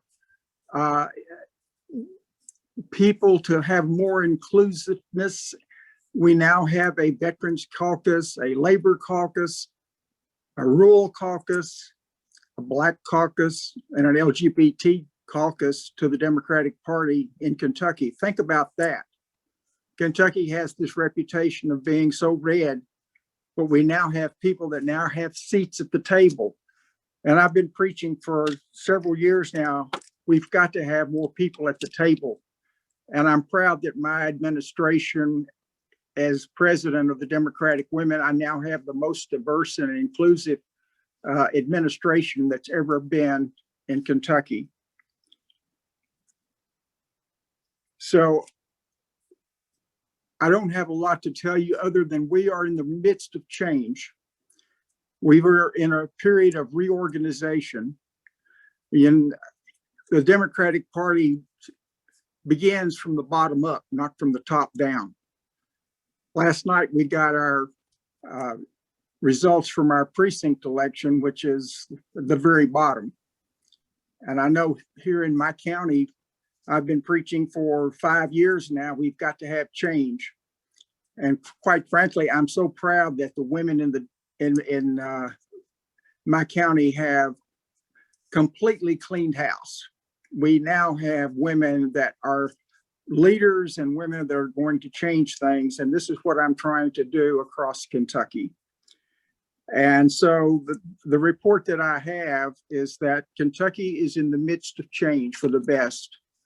We are in the midst of being inclusive, and it's going to pay dividends in the years to come. It may take us a few years to get past the supermajority of Republicans that we are having to face now, but we will do this because we have new people. Most of them are women, and these women and new leaders believe in diversity and inclusion and change. We're not going to deal with the old thoughts and plans and of the past Democratic Party. Everybody in Kentucky will now have a seat in the Democratic Party. So this is the report from Kentucky. We're in the midst of change, and change has got to come before we can turn things around. And so we're on our way. I'm proud to be here today. This is all new to me, but thank you for having me.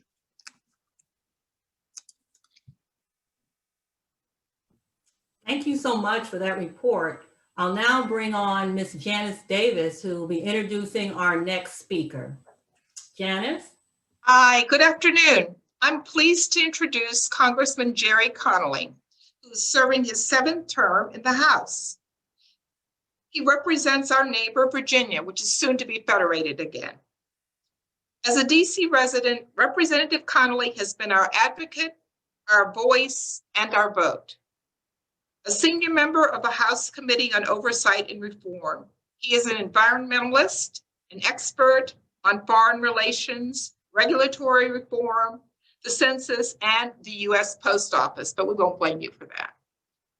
Most importantly, he has been successful in passing favorable legislation on a bipartisan basis, which is very rare these days. Ladies, our champion, Jerry Connolly. Thank you, Janice. And it's such a great privilege for me to talk to the National Federation of Democratic Women. This is an organization with a storied history. I always associate with some towering figures, including Eleanor Roosevelt. And you've always been a really important place and platform for ideas, for inclusion, and for propounding the best in the democratic tradition and values. So great privilege to be asked to speak to you today. And speaking of those great traditions and values, I was asked to talk a little bit today about saving our democracy and what we did today on the floor of the House in terms of DC voting rights. So we had a debate in our committee. We marked up again DC statehood bill, and we brought it to the floor for the 2nd time, and it passed on a party line vote just now. That's where I'm coming from, and I'm glad we passed it. I'm not so glad we passed it on a party line vote. The Republicans who used to champion civil rights and voting rights have all but disappeared. And now they're either implicitly enabling or they're quite openly embracing voter suppression all over the country. There are 361 bills in 47 states that Republicans have introduced and in some cases passed into law, whose sole purpose is to make it harder to vote. It may address voter ID, it may address same-day voting registration, it may address early hours of voting, it may address satellite voting locations, it may address ballot boxes where people can drop off for their convenience the ballot they've already filled out. It may tighten rules about voting by mail in terms of our postal service. 5 of these bills so far have become law, and 55 others are moving their way through state legislatures. This is a very alarming development, and we saw it come to fruition in Georgia. Now, what's the motivation in Georgia? Well, to their utter horror and shock, what the Republicans saw in November and in the special election that followed, or the runoff election, was that when more people have more access to voting, elections become more competitive and Democratic fortunes improve. Doesn't guarantee we win, but it means we can win. And we did win. We carried Georgia for the first time in decades, President Biden. And just to show it was not a quirk or, a one-time thing, in the two runoff elections for the U.S. Senate, we amazingly won both. And it's so consequential, right? Because by winning those two seats, we won narrow control of the whole Senate. So Georgia turned out to be a pivotal place. And what was the Republican reaction to those? It wasn't, we've got to work harder to win elections. It was, let's suppress the vote. Let's end that, Sunday to the polls movement that really mobilized, especially in African-American communities. Let's eliminate it. Let's purge voting rolls. Let's really get rid of these postal drop-off boxes. I'm sorry, ballot drop-off boxes. Let's tighten the rules on everything so it's really harder to vote. That's quite a reaction in a democracy. It's quite a concession in a sense. If you make us compete in a level playing field where it's a lot easier to vote, we're going to lose. What a concession as a party. We're dealing with a very serious moment of retrogression with respect to voting in America. And that's why we passed H.R. 1, which is a bill for the People Act, we call it, that will broaden the ability to vote, standardize voting practices for federal elections, clean up how we finance federal elections, and have a lot more transparency and accountability, extended to ethics rules as well. And the Republicans are terrified of that bill because it could undo some of the horrible things they're doing at the state level. And of course, today we voted for DC voting rights by making it a state. Now, I got to tell you, what I said on the floor was, when they, meaning the Republicans, say that their opposition to DC statehood is not about race and it's not about partisanship, you can count on it that it's about race and it's about partisanship. If it weren't, there'd be no context. We'd be having an honest fight about the future of DC and its status. But you got to look at their opposition to DC statehood in this context of a nationwide voter suppression effort by the Republicans, quite consistent. They're doing it in broad daylight. And we've seen the results in Georgia. We just saw some more results in the state of Montana. Texas is winding its way through repressive measures. So I believe that, frankly, Republicans clearly see that people of color increasingly vote for the other party because they have nothing to offer those communities and they don't want to compete for those votes. And so empowering people of color to vote is a surefire way, at least in the short term, from their perspective, of losing an election. And so the solution, again, is not to compete for those votes, it's to, in fact, try to circumscribe the ability of people of color to vote. And I believe DC statehood is in that category. I absolutely do. Does anyone really believe that if DC were overwhelmingly white and a competitive place politically, that it would be denied voting rights in the US Congress? Of course not. The real linchpin here, they say, well, I mean, your DC delegate, she can vote in committees and she can vote in the committee of the whole before we actually reconvene as the House, where she cannot vote. And that's true, but that's only true when Democrats are in charge. So every time Republicans are in the majority, they take away the DC delegate's right to vote in the committee of the whole on the floor. So, if you're going to be a phony, at least be sincere about it. And they're not very sincere about it. And the other thing is partisanship. They have reason to believe, and probably in the short run, certainly true, that if we give DC 2 senators as a state, they'll be Democrats.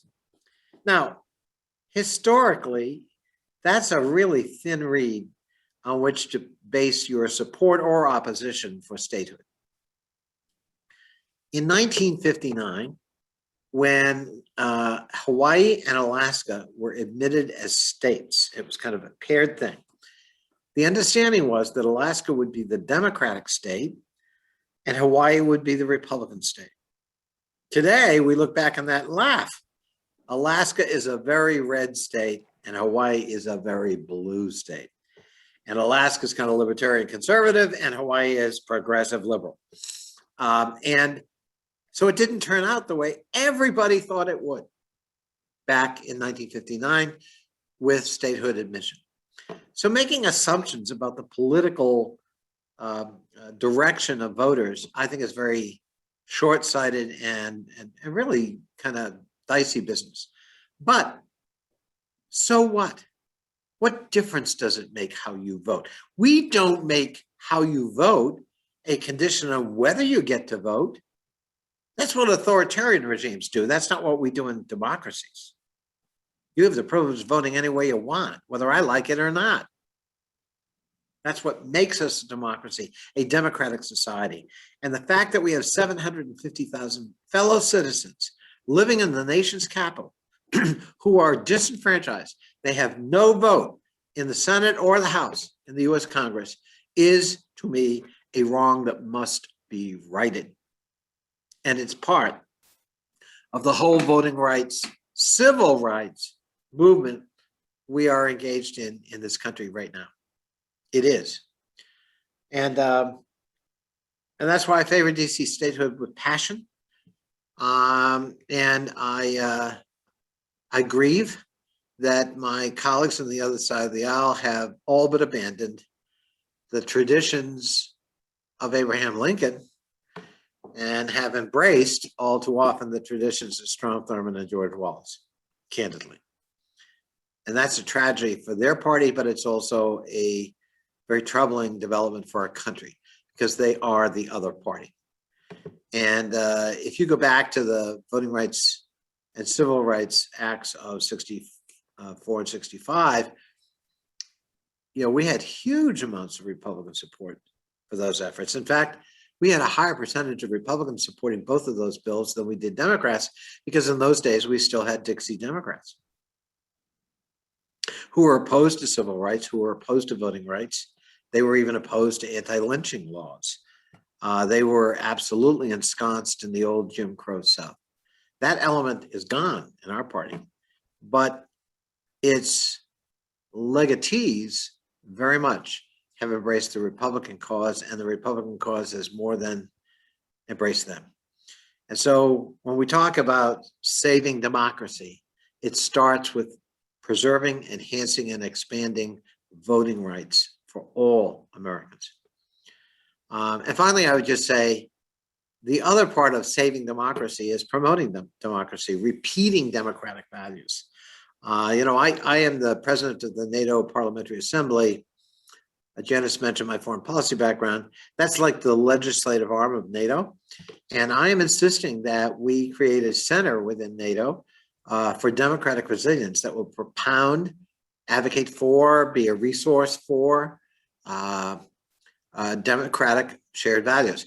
If NATO is going to mean anything, it's got to be an alliance that is organized around shared values. Otherwise, we become nothing more than another military bloc.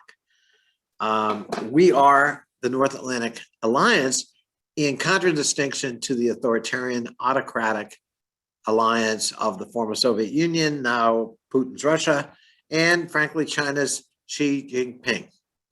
We stand in contrast to those systems. And we need to be, shining like a bright star when we talk about it, when we advocate for it, and how we practice it.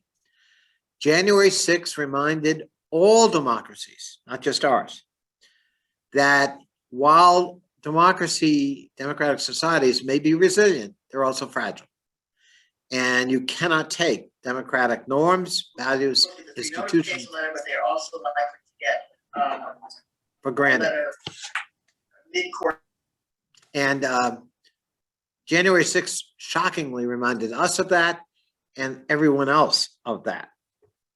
And so, we've got to renew each generation our commitment to democracy, and we've got to call out those who would undermine it, especially those who would undermine it violently, as they did try on January 6th. So we've got some work to do. Groups like the Democratic Federation, are needed now more than ever. It's a privilege to be able to have this opportunity to talk to you about this subject matter. And I'd be glad to open it up for any questions you may have. Thank you for having me here today. Thank you. You're super. You've always been super. We love having you as a neighbor. We're going to get these women federated again. Thank you. Wonderful. Thank you, Janice.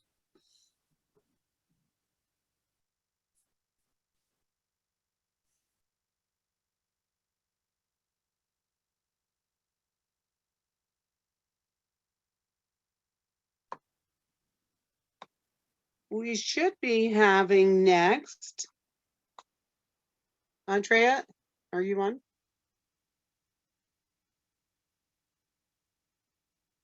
Oh, next should be Louisiana with Betty Ward Cooper.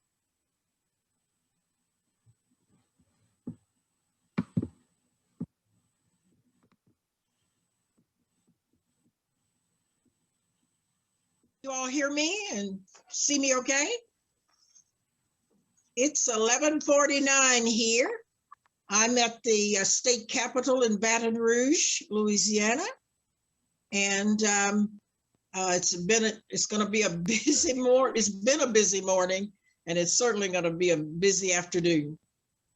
We are really glad to be with all of you that make up the National Federation of Democratic Women. And we're having a good time here at the state capitol. This is legislative day, and our Louisiana Federation of Democratic Women, we're, being visible and meeting with our legislators whenever we get the opportunity. We sponsored a breakfast this morning, and we have we met with all of the legislative Democratic caucus members and had a good time of interaction. Our culminating activity is a Women in Blue night at 7 p.m., a virtual event. And I'll send you all the Zoom link. Maybe you can join us. It's at 7 p.m. Central Standard Time. So maybe it'll work for your schedule. But I am very excited about the possibilities for our state, our Democratic Party, and our federation, being a support arm to make a difference and make our Democratic Party stronger than ever, so we can meet the needs of the people in a much better way. And I'm glad for the opportunity to talk about, legislation that's concerning us. And I've heard a lot of the legislation already mentioned, and it's pretty much the same thing. We're concerned about education and early childhood education, and criminal justice reform, and so a lot of the mental health bills have been put forth. Look, we've had a lot of bills put forth, and some of them are very good, and some of them are very bad. So, but we're praying for the best regarding that. We are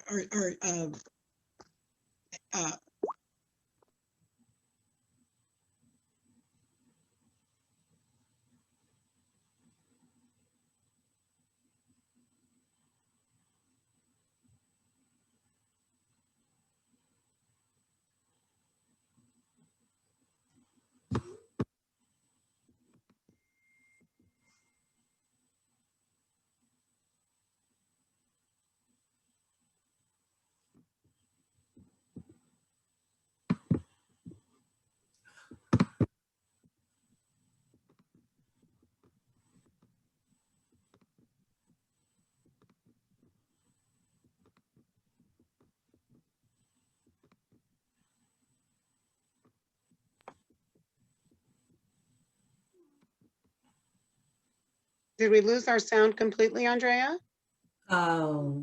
Yes. Just for Louisiana. I hear you and you're hearing me, so.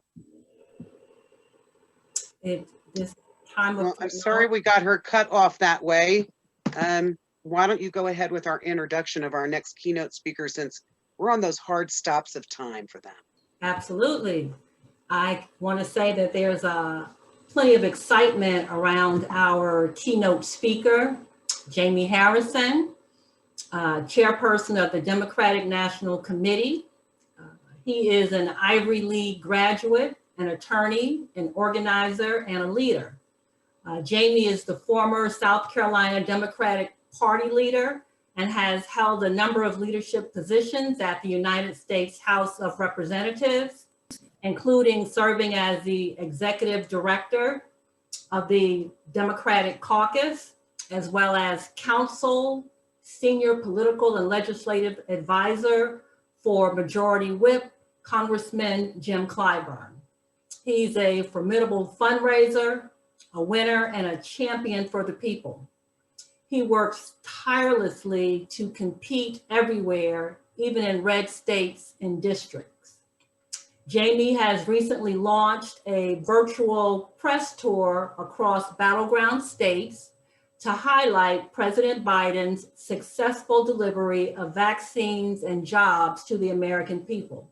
Without further ado, I present to you Jaime Harrison.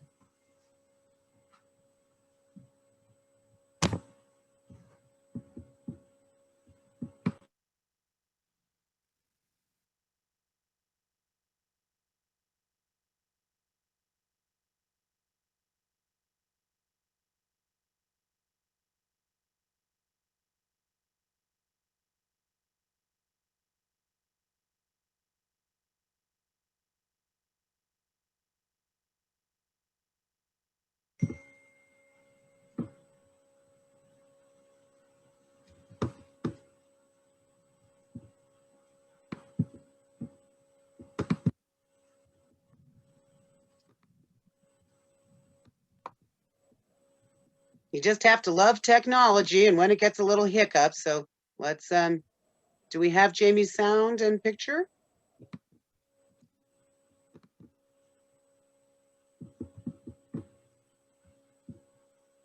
He's actually in person, so he should be there. Yes, and I know that he's on, so is it showing as Mr. Chairman? Is it,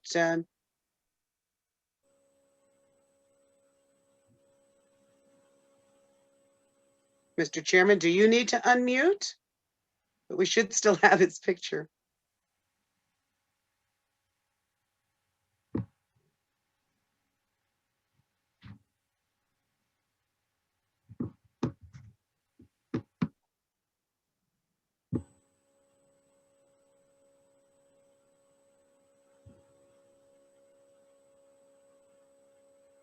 I know we're all on the edge of our seats waiting.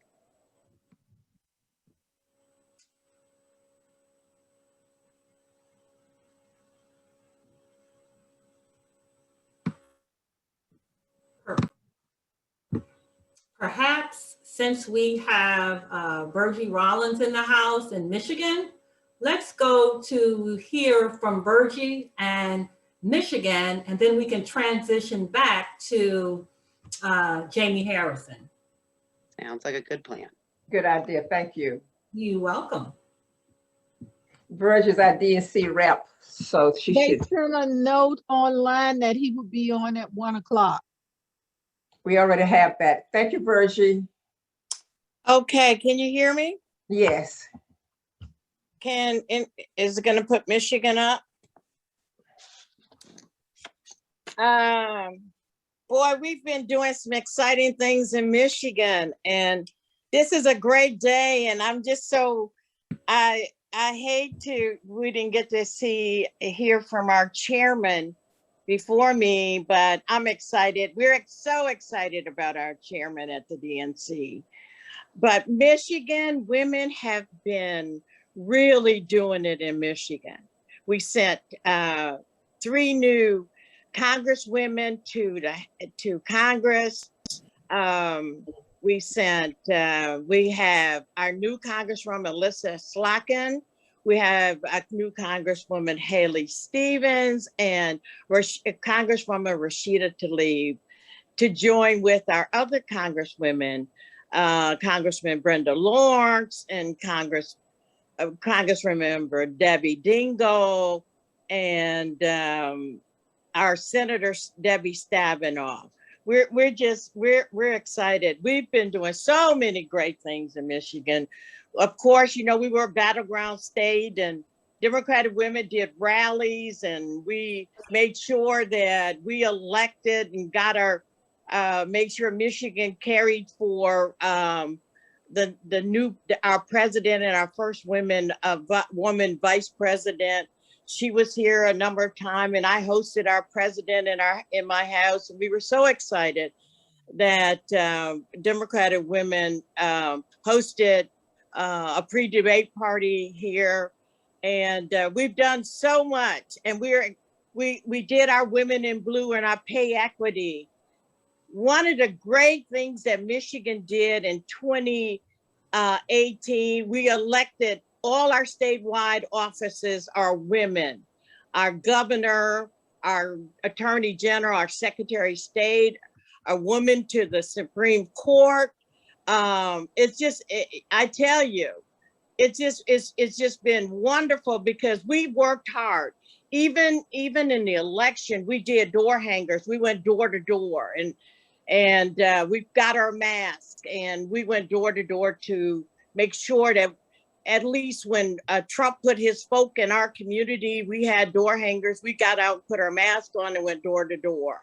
So on March 24th, we did our Pay Equity Day and Women in Blue, and we had the speaker. There you see us we did a big mass rally at our congressional district with our mayor and Kamala. And but on March 22nd, we hosted our Women in Blue Pay Equity. We had for our speakers, President Ashanti Gloler, who you all know, president of Emerge. And she gave such a great speak on pay equity and get elected more women to state houses and to Congress, because she's been doing a lot of training. And she talked about getting more young women in leadership roles in the party.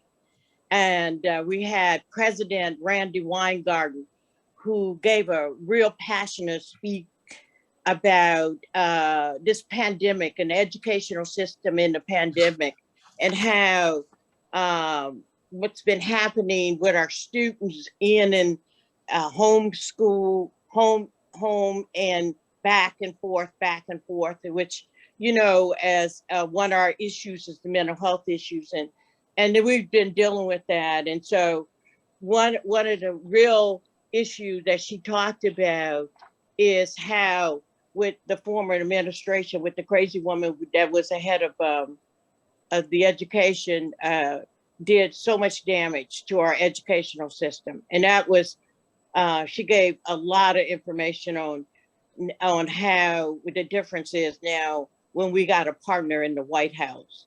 We also had our Congresswoman Brenda Lawrence, who is in one of the big issues there with her is the Equal Rights Amendment, that she's working hard in Congress to get that passed. And you know, that is so important, because it would pay equity with all the disparities in the equity for women, and especially women of color. That's the equal rights would be so important. When I hear about our president in Kentucky, inclusion and having a seat at the table, more equity when we get our equal rights. And I know that's what our legislative chair has been pushing and have so much, is our Equal Rights Amendment. So we had with our chair, LaVora Barnes, who's our chair, our second woman to chair our party, but the first woman of color to chair our Democratic Party. And one of the big issues in Michigan, which our chair, Clarice, and especially speaking on behalf of her, who's doing such a great job. She's just real pushing, and we have with our voting rights issues. These laws in our voting rights issue has been traumatic, and I probably should just kind of step back since I see my chairman, and I can finish doing this at a later date. Thank you much. I know when he's here, he's got to speak, so I'm going to stop and let our chairman speak.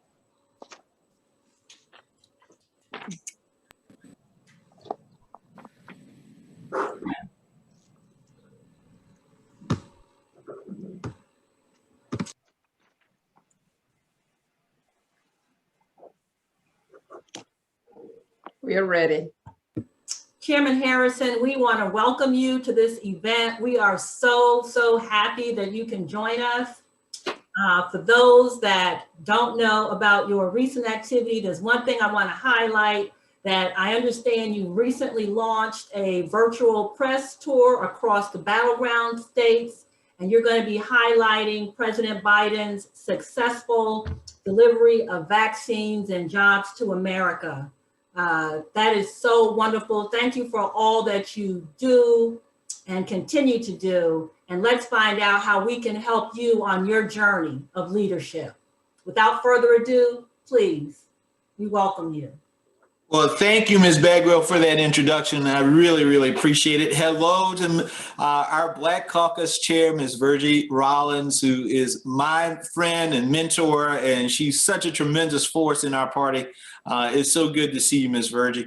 And I'd like to start by thanking all of you for having me here today and recognizing the outstanding women you all have chosen to lead the National Federation of Democratic Women. President Cindy Jenks and Estelle Mathis-Lloyd, the Women in Blue chair.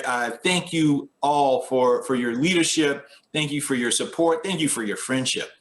Now, I wish we were all together in person, and I look forward to that day that we all can get together and share ideas at events like these. But I wanted to speak a little bit about how I grew up and the values that I have, and then talk about the issues that are so important today. Many of you know that I grew up in South Carolina, and I was raised by a single mom. My mom was 16 when she had me. And I witnessed firsthand just how much is shouldered by women on a day-to-day basis. We didn't have a whole lot. Didn't have a whole lot of money. We lived with my grandparents, and they helped raise me. And they didn't have much. They didn't have money or much of education. But nonetheless, they were rich in terms of the values that they instilled in me. But without realizing, most of my childhood was an education on how difficult it is sometimes for many families to raise children and to raise a family in this country. And when times are tough, women tend to feel the most pressure. We've seen it over and over again during the pandemic. The sacrifices that a man never seems to be asked to make are the sacrifices that women are asked to make on a day-to-day basis. But you put your loved ones ahead of everything else. You find a way to come together and keep pushing forward, to keep your community strong and your friends and your family healthy and happy. I learned that as well, watching my mom rely on my aunts and my cousins, and especially my grandmother, to help us push forward to better days. The debt that this country owes to women is enormous, and we will never fully repay it. If there's one thing that drives this world forward while simultaneously holding back from the chaos our very busy lives can bring, it is the wisdom and the guidance of our mothers, our sisters, and our daughters. My friends, I'll be blunt. We need more women in office. We need more leaders who know how to keep a family moving forward. We need more leaders who think about the success of the community instead of focusing on just holding on to power. We need more leaders who want to see this country make progress. Historically, progress has come in gradual increments, but lately we've seen that slow drip turn into a steady stream of prosperity. And that is because of organizations like this and women like you. Because of you, the Democratic Party is the party of the first woman and the first woman of color to ever serve as Vice President of the United States. But she's not standing up there alone. Nancy Pelosi, who in my mind will go down in history as our most effective Speaker of the House, helped blaze a trail for her. Shirley Chisholm, Barbara Jordan, Hillary Clinton, and so many amazing women blazed a trail for her. And as we remember Walter Mondale, we cannot forget Geraldine Ferraro, who was out there 35 years ago setting the stage for Vice President Harris's arrival. As DNC chair, one of my top priorities is to highlight the accomplishments of our Native, Asian American, Black and Brown and trans women. We must do right by them. They are at the very core of who we are as a party. Imagine where we would be if not for the generations of brave women who spoke up, who took charge, and banged against that glass ceiling until it finally broke. My friends, the DNC is right there alongside you. This past cycle, we invested heavily in technology and data tools that we believe will make our elections safe, secure, and accessible. We expanded our national voter hotline and launched a new voter registration and purge tracker. And all across the nation, we are fighting in the courts against litigation aimed at infringing upon our sacred voting rights. As your DNC chair, I believe it is our mission to preserve the democracy we hold dear. As an American, I believe that we have a collective responsibility to stand up and speak out for justice and equality. That means no one gets left behind and nobody gets left out in the dark. In state houses all over the country, state legislators have filed over 360 pieces of legislation to restrict voting rights. They are actively throwing up obstacles to folks heading to the polls. Well, it is the DNC's mission to ensure that Republicans fail in their shameful efforts to suppress voters. As chair, I'm passionate about meeting folks where they are. That means going into the community and throwing support behind causes that we all care about. It means showing up when times are tough, and it means that we are always working together. Democrats have proven over and over again that we are the party of action. We put our money where our mouth is, and I'm proud to say that we have already begun to see the results of that. We are committing resources and giving our attention to communities across the country. And we're working with a diverse coalition to ensure that we address the needs of every American. We have long since been the party of inclusion and acceptance because we know that what it is like to be overlooked. We pride ourselves on being innovative, and often we find ourselves at the forefront of the push for change. We are the party of decency, and I'm committed to building upon that and taking our movement to the next level. So what does that look like? It means investing in and strengthening our infrastructure. You all know better than I that progress doesn't come from the top down, but it comes from the bottom up. So we need to keep building grassroots support, especially in places where we fell short.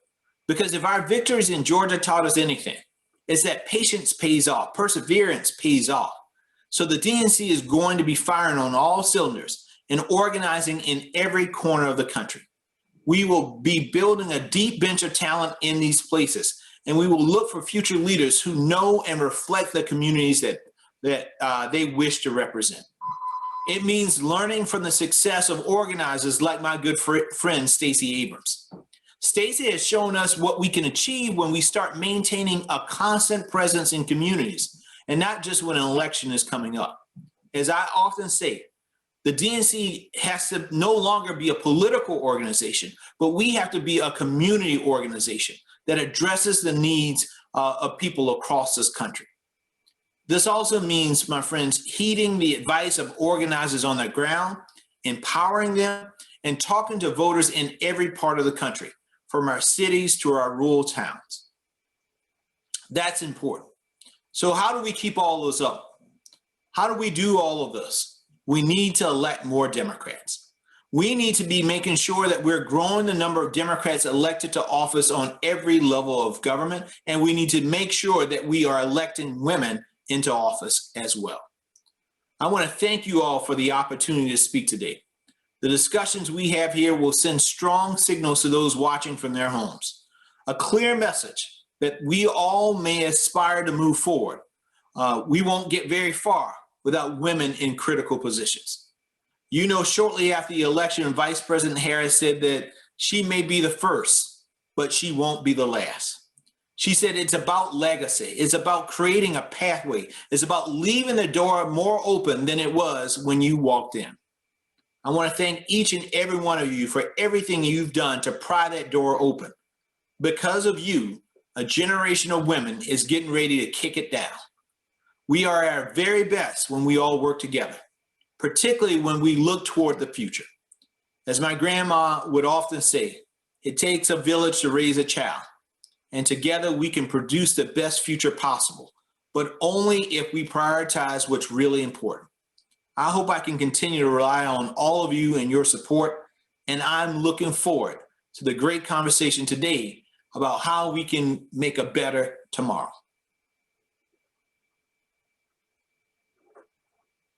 Thank you so very much, Chairman Harrison. You haven't been on our whole call. I'm Ginny Ballou from Idaho. We very much welcome you here. We look to flip Idaho blue. We have a couple questions for you. This one is from Norma Lester in Tennessee. Is there some strategic plan that would include state and local parties in a collaborative effort to increase voter turnout in rural communities? Yeah, well, thank you for that. And for anybody who knows me, you know, I remember doing my campaign for the U.S. Senate, and I want to thank all of you for your support. You know, I would often get the question, Jamie, what kind of Democrat are you? Are you progressive? Are you conservative? Are you moderate? Are you blue dog? Are you this and that? And my refrain would often be, I'm a dirt road Democrat. I grew up off of a dirt road. I know the joys and the challenges of living and growing up in a rural community. But I also know that we as a Democratic Party have to go back to our rural roots. You know, we used to be a party that not only represented cities, but we also represented rural communities as well. But we seem to have forgotten about that. We have to get back to our rural roots. And so what I am looking at and what I'm committing to do as DNC chair is to go back to what Howard Dean started, which is a 50 states and 7 territory strategy. We are investing everywhere. We are not leaving any community behind, folks. I'm not ceding anything to the Republicans. You know, they look for us to give them rural communities, to give them rural and red states and to not fight back in those areas. And then the battleground is always in purple states and in blue states. Well, those days are over. We are going to fight everywhere. Wherever there are Democrats, we're going to be there as well.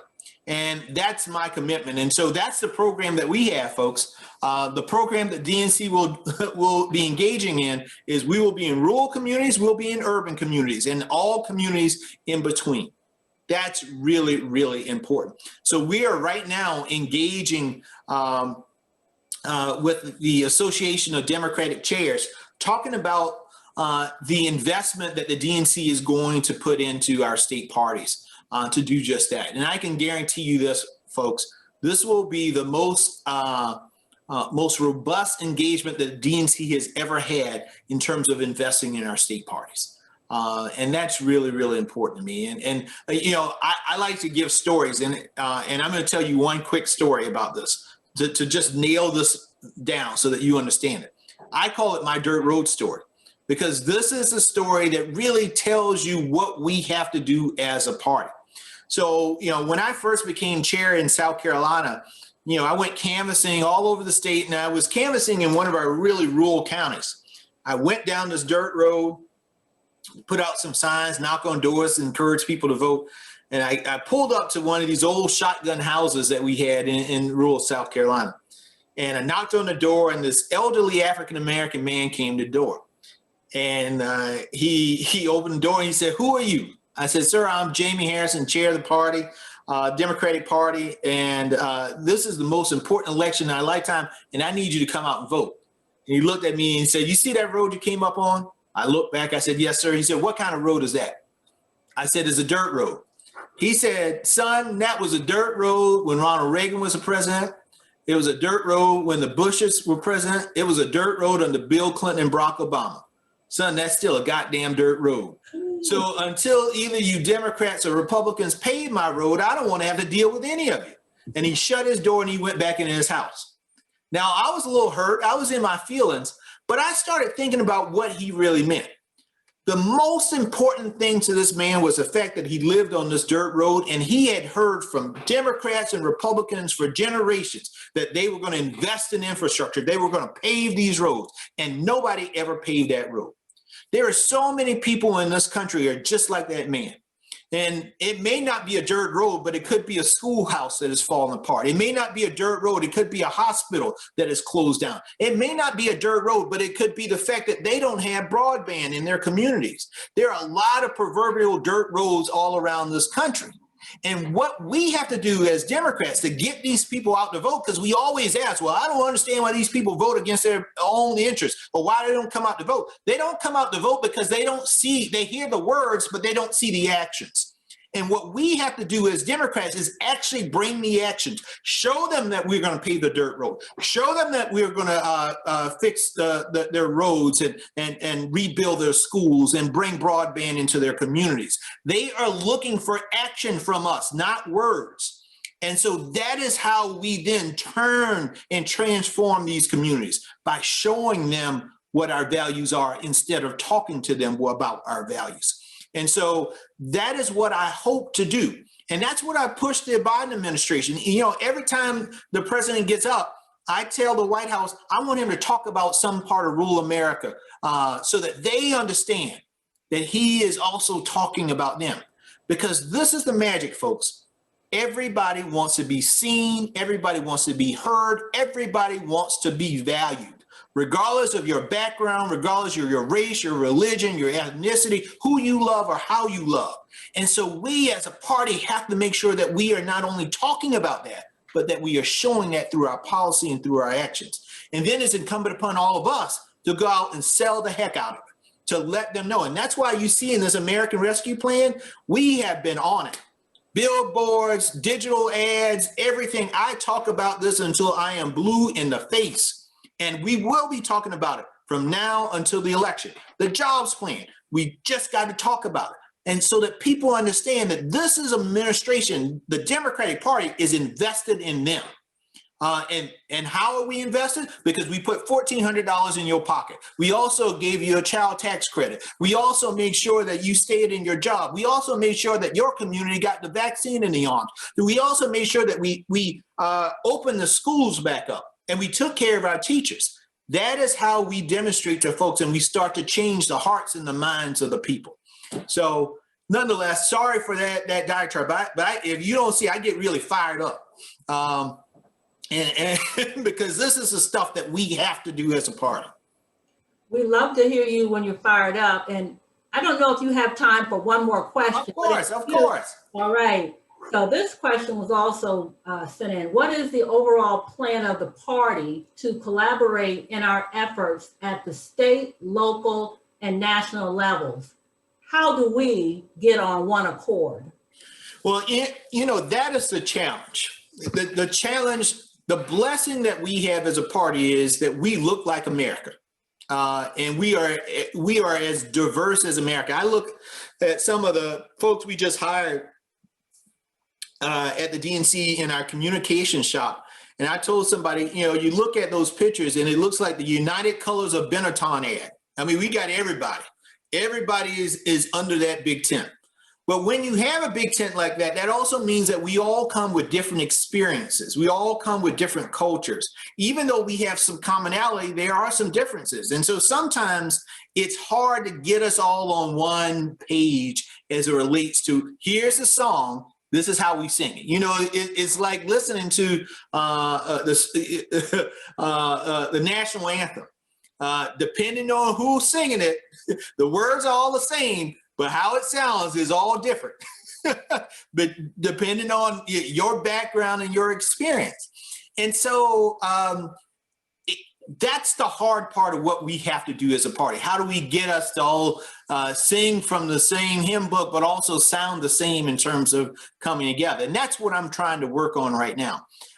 For the first time in a long time, I just sat down with the heads of the DCCC, the DGA, and the DSCC, so that we could all be on one accord about message and that we could coordinate on our targeted areas, and we could coordinate in terms of how we utilize our resources more efficiently and effectively. I'm going to be having those same conversations with our state parties so that, again, we can all be on one accord. One of the things that we have instituted now is that every week the DNC communication staff is meeting with the communication staff of the state party to give them the latest talking points, the latest message points. So again, that we can all be on the same accord and say some of the same things so that we can build on this national message about how we're investing in communities. And so we're taking these step-by-step approaches in order to make sure that there's the similar messages that are going out. Are we going to get there overnight? Probably not. It's going to take a minute. But I think we are building the foundation to make sure that by the time we get to the 2022 election cycle, that it is a much more seamless message nationally, and that we can move forward. So again, I know Rome wasn't built in a day, and having Democrats sing from the same message book overnight probably won't take place. But we're setting up the foundation to do just that.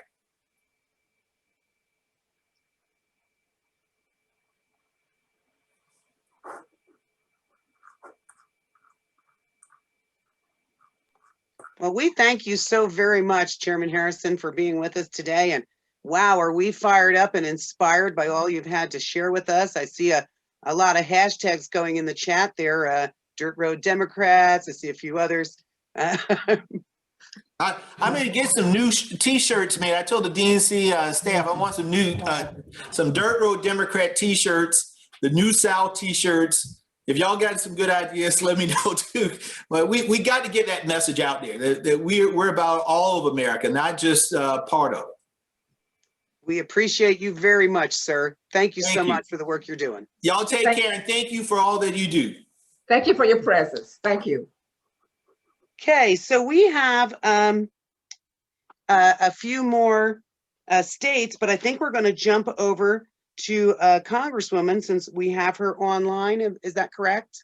Yes. Okay, so I'm going to then introduce you again to Carlotta Harrell, who's going to introduce our next speaker, please.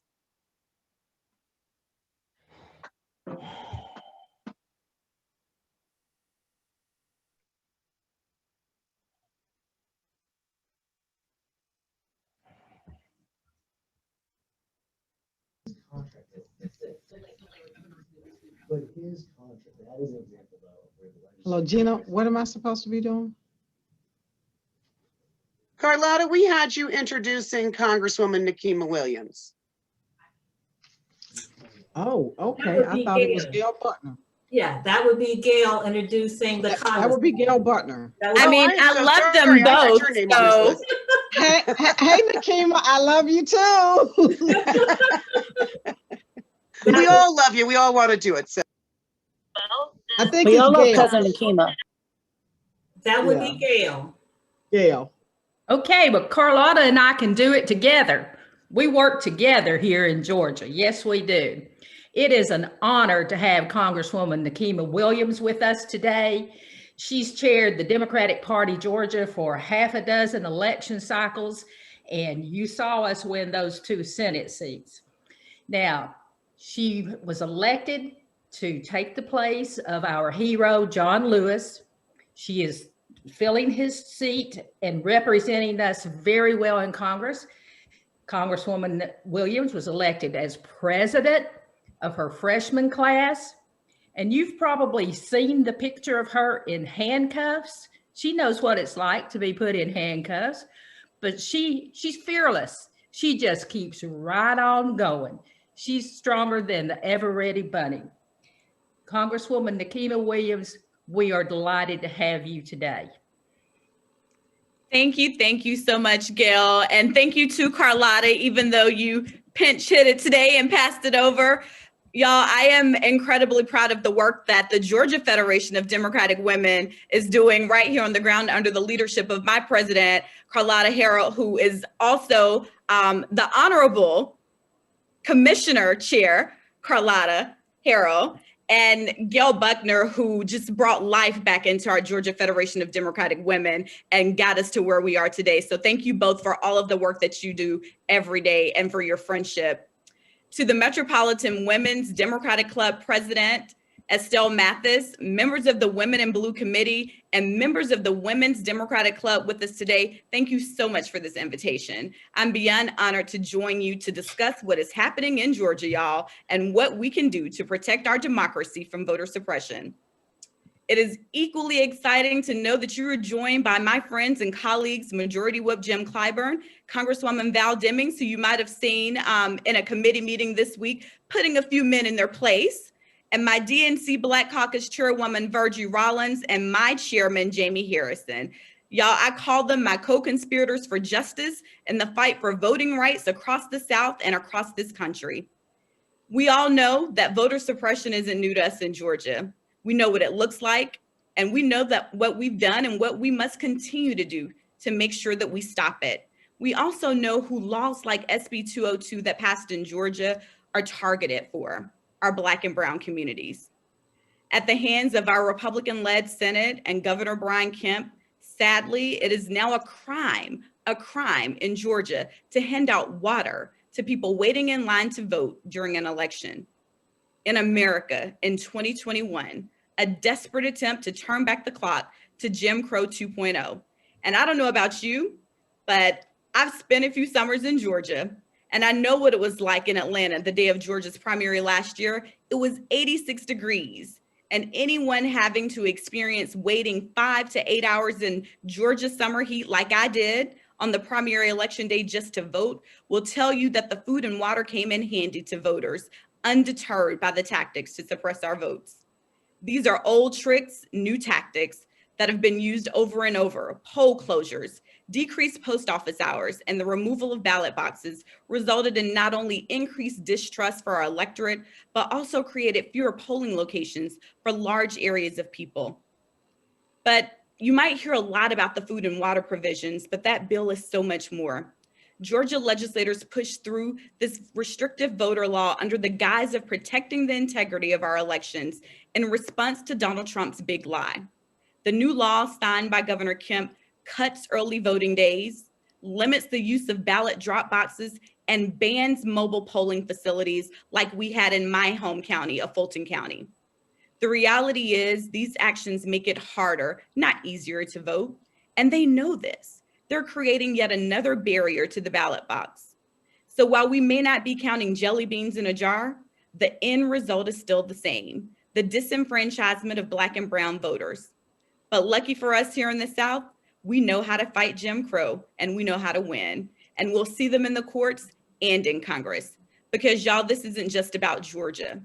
According to the Brennan Center for Justice, legislators in 47 states have introduced 361 bills with restrictive voter provisions, a 43% increase since just this February. That's just 2 months. Georgia ranks as one of the top 3 states that have seen the largest number of voter restrictive bills, 25, along with Texas at 49 and Arizona at 23. No coincidence that these states saw a huge increase in turnout in Black and Brown voters. All of this is a reaction to the unproven lie of voter fraud and in retaliation for the successes of the 2020 election and our 2021 Senate runoffs. We played by their rules and we won. So it's no coincidence that after we saw the increases in voter participation and more people voting in the January runoff than even turned out to vote in our November presidential election, that the rules are changing yet again. The latest attempts to suppress the voices of voters amplifies what I often say. We're operating in a system that was not designed by or for people who look like me. And I know that as women in this movement, you understand where I'm coming from. It's apparent that if state governments can't be trusted to ensure that every person, every eligible vote is granted free and fair access to the ballot, then the federal government has an obligation to step in. But there are people who will believe that the federal government shouldn't be involved in our elections. And I say, tell that to the people whose names have been deleted from voter rolls, even though they voted in previous elections. Tell that to the people who've had their votes not count because of laws enacted immediately following the Shelby v. Holder decision that gutted the Voting Rights Amendment and removed key provisions. We're confident in knowing that we would not even have the right to vote, especially me as a Black woman in the South, if it were not for the federal government. Without the federal government involvement, the Voting Rights Act would have never passed. So y'all, that's why I'm working with my colleagues under the leadership of my speaker, Nancy Pelosi, in Congress to get HR 1, the For the People Act that we already passed in the House, but we got to get it through the Senate, and HR 4, the John Lewis Voting Rights Advancement Act, across the finish line.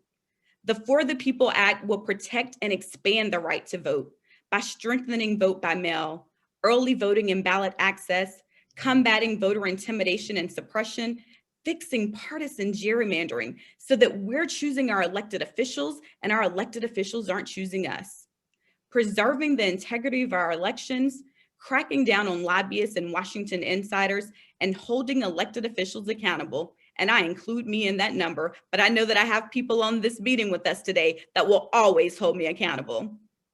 Y'all, this historic reform effort will return power back to the people and help us build a more just and equitable and prosperous future for all people. Also, this legislation is near to our hearts as the first 300 pages were written by my friend and my mentor and predecessor, the late Congressman John Lewis. He's the inspiration for the Voting Rights Advancement Act, which would fully restore the Voting Rights Act and create a new system for much needed system of pre-clearance. The Voting Rights Advancement Act imposes unique requirements on states with a history like Georgia's, of enacting voter suppression into law. By swiftly passing these transformational bills, we will fulfill a promise as old as our nation's founding. So although we're still awaiting Senate action, I'm incredibly proud of the work that we're doing in Washington. But let's be clear, this is only because of the work that women like you did to make it possible. Because for decades and a century before that, women have stood against hatred and bigotry. We've stood for our families and the families of the most marginalized in our communities, and we've demanded change. And every single bit of that work, y'all, it made a difference. Women continue to blaze trails and redefine what leadership looks like. We broke norms and glass ceilings in 2020, and I have no doubt that we can and we will do it again in 2022. But y'all, we can't rest on our laurels. There is still so much work to be done, and it must start now. But I know that you already know that. I'm encouraged because we're building political power across the country. We're seeing more women involved in the democratic process, stepping up to run for office and winning. Voters across the country now know what those of us who've been in this fight have always known. Change is possible when women lead. Women have a history of showing up and making our voices heard, and we have proven to the nation that we will demand justice, protection of all women, and equality for all. What happens to one of us happens to all of us. Our collective power is stronger than anything those who want to silence us can throw our way. As the first Black woman to chair the Democratic Party of Georgia and to represent the 5th Congressional District, it is my honor and privilege to uplift the legacy of Congressman John Lewis. It is up to us to combat the repeated attempts to strip away people's civil liberties, their dignity, and their ability to thrive. Each generation has an obligation to move us closer to true equality. And sometimes that means speaking up when it's not easy and getting into that good trouble that John Lewis spoke about, necessary trouble. Y'all, our country and our world are at a pivotal moment. People everywhere are rejecting the fear tactics and sexism that we know so well from American history. Now is the time for us to lead our communities and empower generations that will follow what we do in this moment, in this movement. This is our civil rights moment of the 21st century. We're still fighting for what Congressman Lewis was beaten over the head and nearly lost his life for on the Edmund Pettus Bridge. We're still fighting for the dream that Dr. Martin Luther King Jr. had for all of us. It is the obligation of every person who believes in the promise of America to pick up the mantle and carry on the struggle for voting rights. As we have seen, the people of Georgia, y'all, we aren't going away quietly, and we can't afford to let anyone turn back the clock of progress, not on our watch. So I am honored to join you in my league of co-conspirators for justice as we continue in this work and in this movement, and we can get it done, y'all. Thank you so much.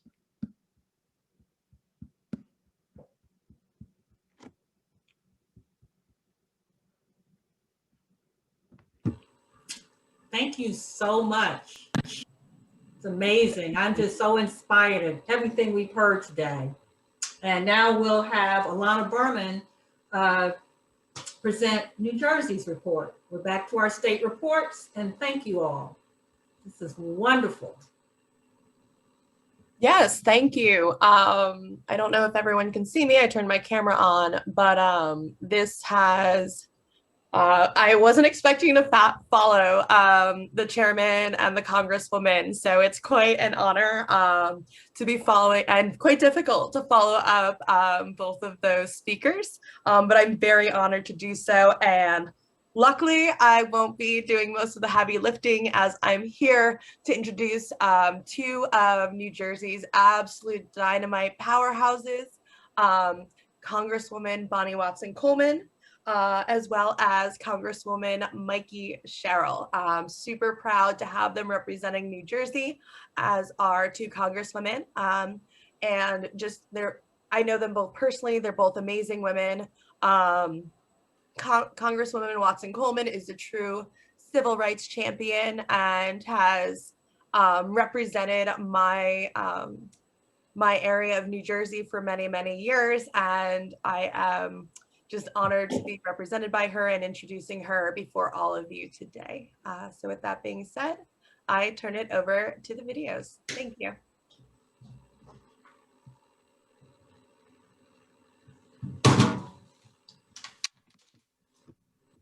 Hello, everyone. I'm Congresswoman Bonnie Watson-Coleman, and I'm honored to be here for the National Federation of Democratic Women's annual Women in Blue Lobbying Day. This year, because of all of your hard work, we elected and re-elected Democratic women up and down the ballot all over the country. And of course, we made history by electing the first woman to serve as our nation's vice president, Kamala Harris. Only months into the new administration, we have provided needed relief to struggling families, supported vaccine development and distribution, expanded the child care tax credit for mothers and their children, and strengthened our unions. The House passed the Equal Rights Amendment Act and the Violence Against Women Act, and are actively working to provide a pathway to citizenship.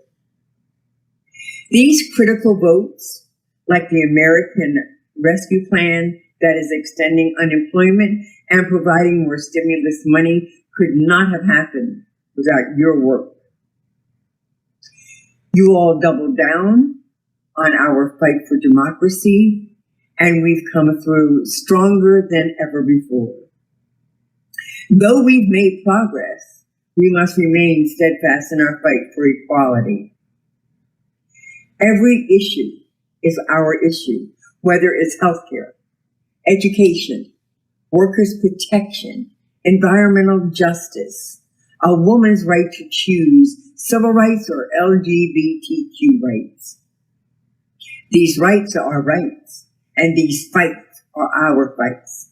And we will not be silent, deterred, or shut out. I will continue to stand in solidarity with all the strong women of this federation as we demand equal rights, access to affordable health care, equal pay, and much, much more. I am proud to stand shoulder to shoulder with all of you. And I know that as we continue to get folks vaccinated, masked up, and socially distant, that we soon will be together in person again. May everyone stay safe and healthy. Thank you, God bless you, and God bless the United States of America.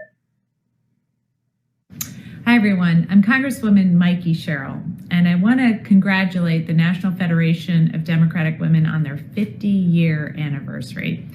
I especially want to congratulate Alana Berman for all the work she's done, and thank you for having me here today. You know, it's so interesting to me because when women run, women win. And yet we've seen that far too few times in our nation's history, including in New Jersey, where only 6 women before me have actually held office as a congresswoman. That's right, only 6 in our state's history. We also have only had 1 woman who's been our governor of the state, and no women have ever represented us in the Senate. So we have our work cut out for us, and it's so important because when women have a seat at the table, we can talk about critical issues that are important to our nation, to our economy, and to our kids and their future. I have to say that when we look at the fallout from this pandemic, it's impacted working moms worse than almost any group in the nation. When we look at the lack of access to childcare, even before the pandemic, that's been a critical concern of so many working moms like myself and has really kept too many women out of the workforce. So now, as we approach the 50-year anniversary, I think it's time we work harder than ever to get women into office, to make sure that all of the police and firefighters and doctors and nurses, everyone who's really kept us safe during this pandemic, are now thinking about how we can do better, how we can make this nation a better place, how we can learn the lessons from the past year and apply them to the future. Your voices need to be heard. You need to have a seat at the table. So join me. Run for office, and thank you so much for organizations like this who have helped so many of us. Thanks again. Oh, those were great. We're now going to hear from Nevada. We've got Audrey Dempsey, please. Hello, NFDW. My name's Audrey Dempsey, and I am so proud to be the president of Nevada. We actually, even though we're considered a purple state, we've been a blue state for quite a while now. We have the first Democratic governor in 20 years. We have the first female state legislature. We have the one Republican Secretary of State, Barbara Sagaski, I can never say her name right, was censured for supporting the outcome of our election, which was blue.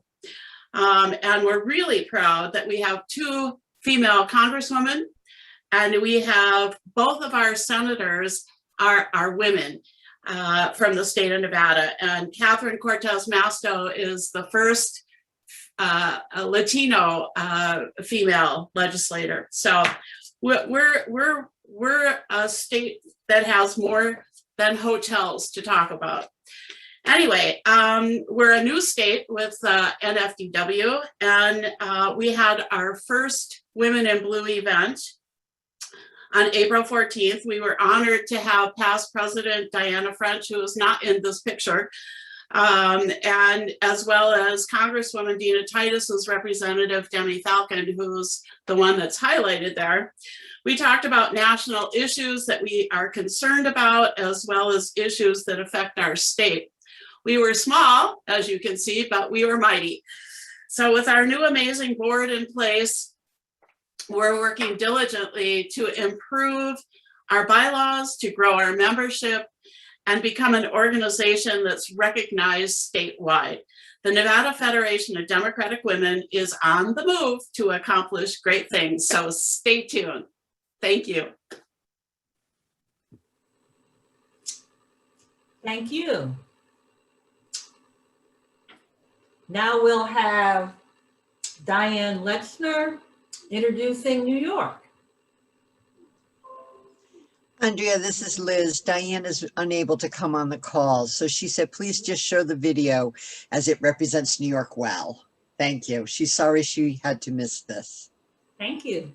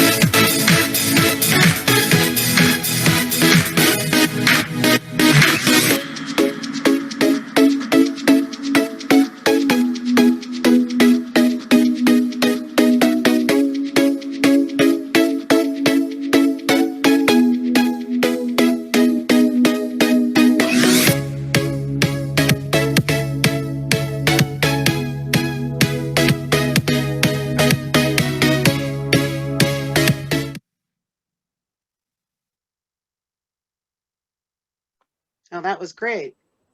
We're sorry she couldn't be here as well, but next up, we've got Julia Buckner for North Carolina, please.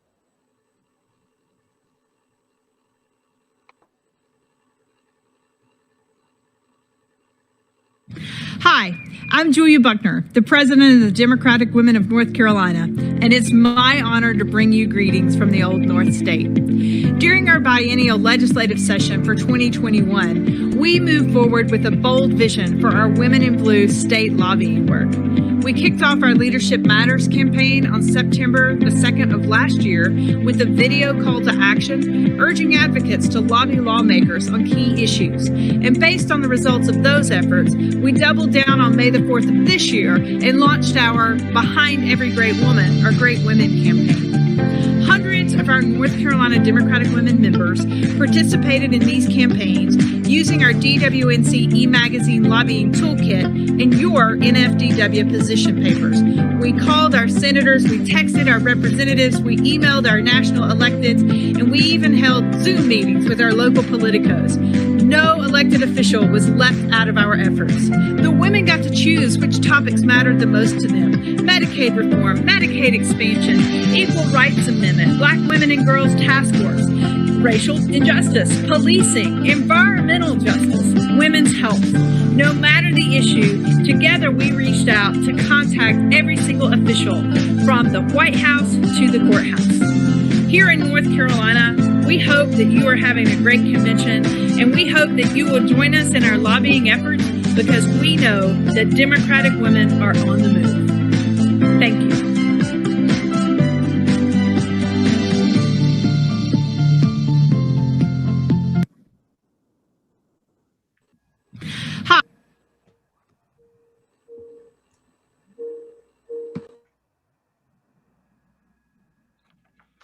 Yes, and now we'll have Norma representing the great state of Tennessee. Thank you so much.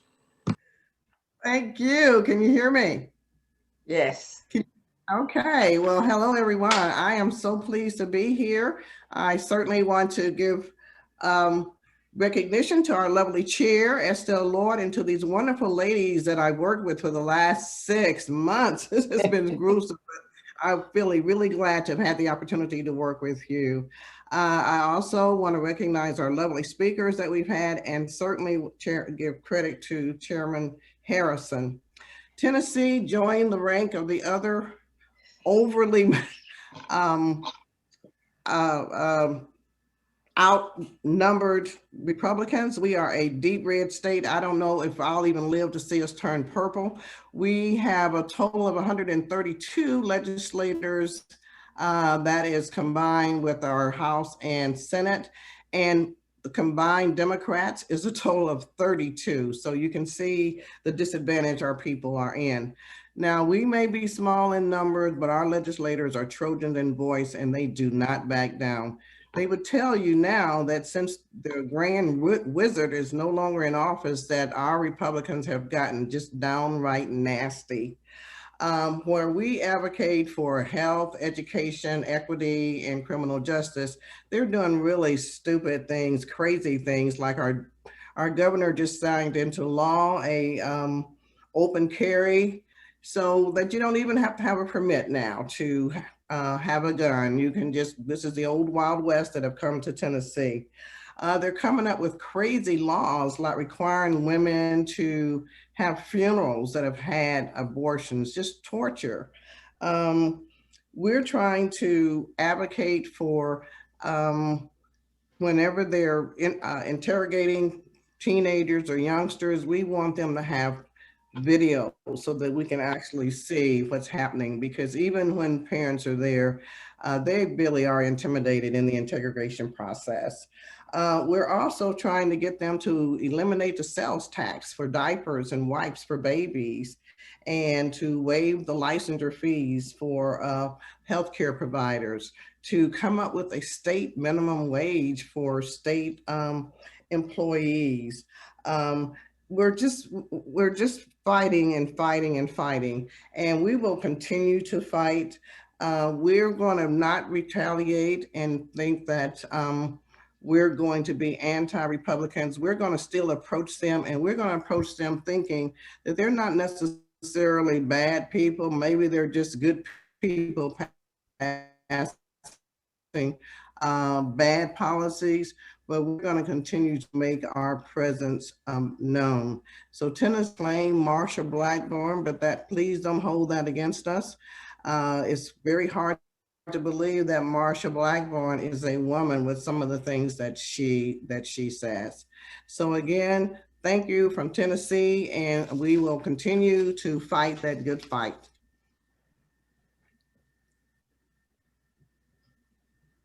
Thank you so much, Norma. Next, we have our last state report. We've got Susan Shelton giving us a presentation for Texas. Yeah, hopefully I'm showing up there. You are. Great. So welcome from Texas. I want to first extend sincere apologies for our Texas senators who are a complete embarrassment and disgrace. I know what it's like to be one of those blue girls in a red state, but we are definitely seeing the case where Democratic fortunes are improving, as Representative Connolly said. I liked that particular phrasing. The Texas House delegation in Congress consists of 36 members. We have 22 Republicans, 13 Democrats, and we are currently laboring under one vacancy. Representative Wright passed away from COVID-19, and the vacancy is on the May 1st ballot. So there are 23 candidates right now for that. There are 10 Democrats, 13 Republicans, and we'll almost certainly end up in a runoff. So we're watching that one closely. Of the 13 Democrats that are currently in the Texas delegation in Congress, 5 are women. Of the 115 bills that they've sponsored so far in the 117th Congress, 60 of those are filed by women.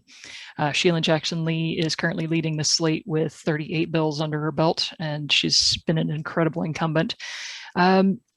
And also 2 members of the Texas delegation have served as House managers in the Trump impeachment trials. Sylvia Garcia, who is one of the first Hispanic women to represent the state of Texas, was one in the first trial, and then also Representative Joaquin Castro served as a House manager in the second trial.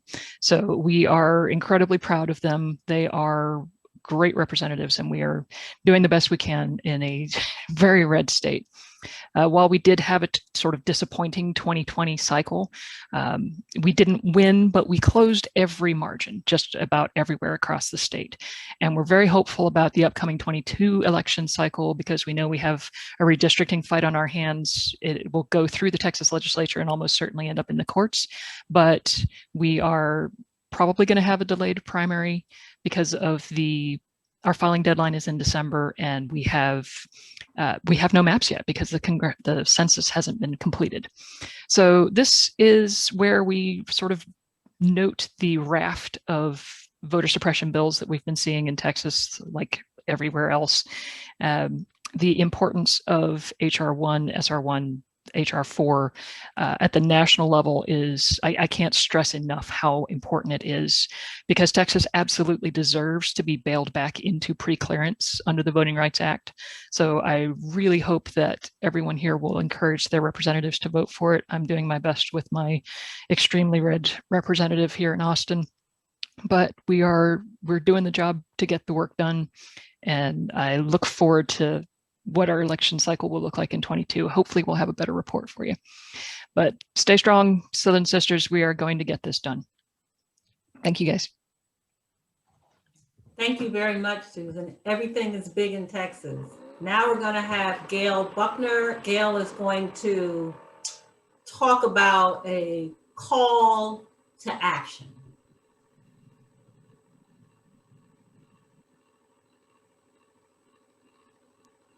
Just take a moment.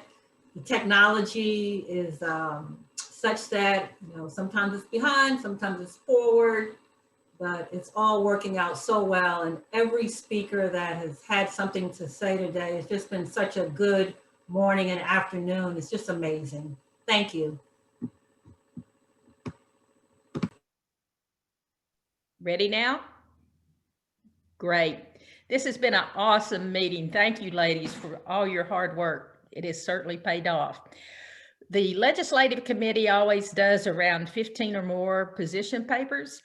This year we had a paper that came in that was a little different than what we typically do, but it captured everyone's attention. And the paper was written by Hazel Thomas, a member of the DC Federation, and she is going to present her paper today. She'll be joined by Joanna Bland, President of Kentucky, Audrey Dempsey, President of Nevada, Kim Gaddy from New Jersey, and a member of the Legislative Committee. When I read this paper, the thing that comes to my mind is the best defense is a good offense. Hazel? Thank you, Gail. This is such a pleasure. And I would be remiss if I didn't say that you're the one who encouraged me to do this. So you are a co-conspirator in this effort. The title of the paper is, "It's Time for Democrats to Define Themselves." And I did want to mention, in addition to Kim Gotti and Joanna Bland and Audrey Dempsey, there were two other people who volunteered, because the paper is rather long, not as long as we thought it was going to be, but they volunteered. And those people are Susan Althouse and also Dorinda White from DC and Susan Althouse from Indiana. So we thank them also. So the paper, I will begin, and then the next person who will speak will be Joanne Bland. It's time for Democrats to take charge of our own messaging, rather than allowing the right-wing media, former President 45, I won't say his name, and his sycophants to define who we are, what we believe, and how our messaging amplifies our apologies. For far too long, our Democratic leadership has allowed Republican strategists to dominate Democratic messaging projected to our constituents in red, blue, and purple states and municipalities throughout the country. During the 2020 election cycle alone, roadways, particularly in the South, were peppered with road signs labeling Democrats as left-wing radicals and left-wing radical extremists, which we are not. This negative messaging biased potential Democratic voters, as well as independents and Republicans who were Democratic leaning. And it unilaterally gave our detractors a rationale to oppose Democratic big tent principles. The negative imagery falsely defined what Democrats believed and served as a continuous roadblock to our ability to attract, to recruit, and to get out the vote, as well as to add an increased number of voters to the Democratic ranks. Joanne, it's next. Negative labeling us as left-wing radicals has become so pervasive that President Biden and his surrogates have had to embark on a "help has arrived" public relations campaign to convince members of the working poor across America that the rescue plan's policies to lift them out of poverty are not inherently bad, simply because they originated with a Democratic president and Congress. Through constant repetition in traditional and social media, potential rescue plan recipients have become convinced that policies designed to alleviate their suffering and economic distress during the COVID-19 pandemic are socialistic and therefore anti-American. Taking charge of Democratic messaging helps to counterbalance the constant stream of Republican propaganda promoting the myth that supplemental unemployment, direct payments to struggling families, small business grants, and tax credits that will lift half of America's children out of poverty are somehow detrimental to the very people most in need of assistance. While it is conventional wisdom that Democrats may embrace pro-government policies that are left of center, It's totally dishonest to give us the broad brush label of wild radicals. These programs help marginalized people.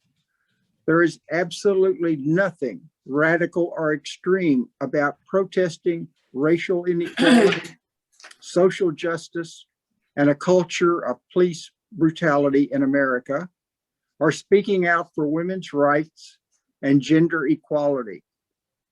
As stated by political analyst Kurt Bardello, there is nothing radical or extreme about advocating for universal health care coverage, supporting action to address the growing threat of climate change, or wanting corporations to pay their fair share of taxes.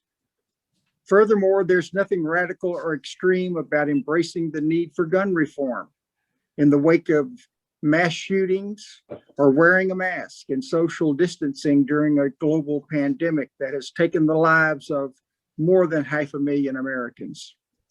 These claims are bogus and forfeit control over our own ideology and policies. Next, we have Audrey Dempsey of Nevada. Definitely Nevada.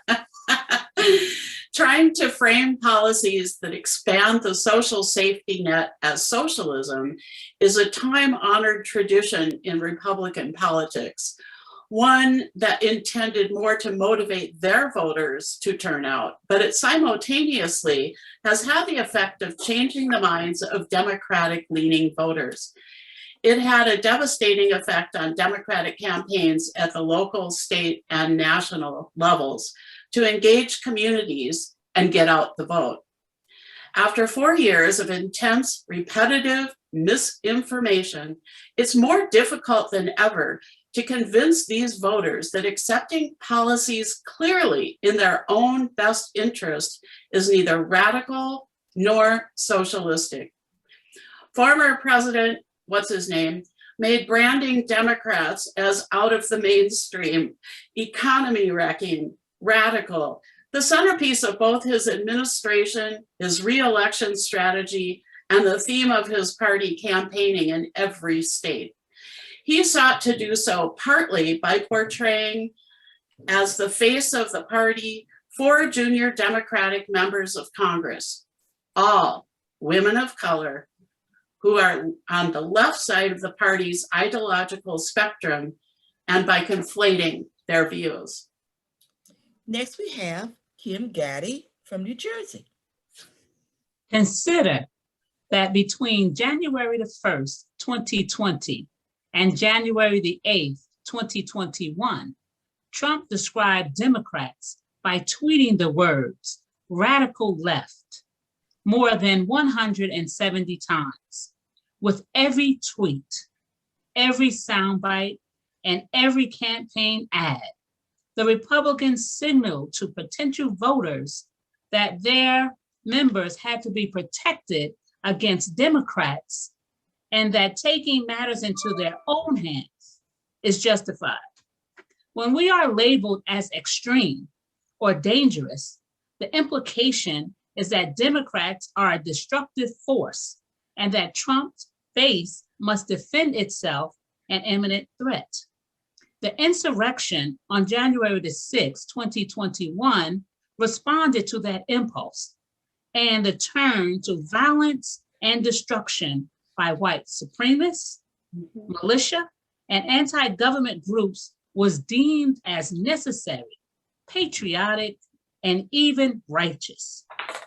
Even after riotous Capitol insurrection on January the 6th, 2021, Republicans in Congress are still clinging to the radical socialist agenda narrative.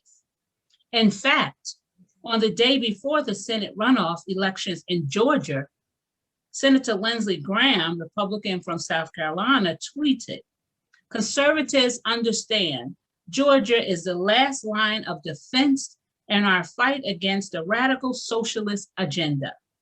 Until Democrats, subject to self-righteous, violent outbreaks aimed at eliminating what these groups label as un-American." Keep in mind that political labels are a poor substitute for critical thinking, and negative labeling has had a devastating impact on us nationwide, our nationwide political campaigns. We say no more. It's over, no more. It's time for Democrats to take charge of our own image and our own messaging. We should determine, we should determine how the nation perceives us. We need to mount a campaign that reinforces President Biden's theme to build back better. And we need to solidify our own labeling, our own billboards, our own signs, and our own digital ads. Let's be clear and let's be consistent. We are not radical. We're not the radical socialists and we're not the radical left. In fact, we are a caring caucus. So let's reclaim our control and let's, as Jaime Harrison said, we are the party of decency. And as was also said, we have to bring all of these things that we need to do into action, put them together. So let's reclaim our control and let's move forward and get out there, and together we can make it happen. Thank you for this wonderful opportunity, and thank you for the ladies who helped us. It's our pleasure to bring this idea to you. Get out there and make it happen. Thank you.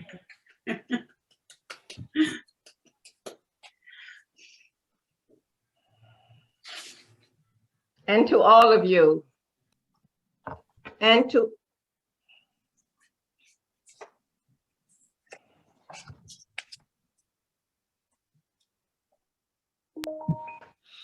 Estelle? Yes. I think we're finished. Okay, thank you, Hazel. And thank you to each and every one of you. This has been an awesome day and awesome program. When I spoke to you at 10:45 a.m. this morning, I said, you are going to have a powerful, meaningful, informative program.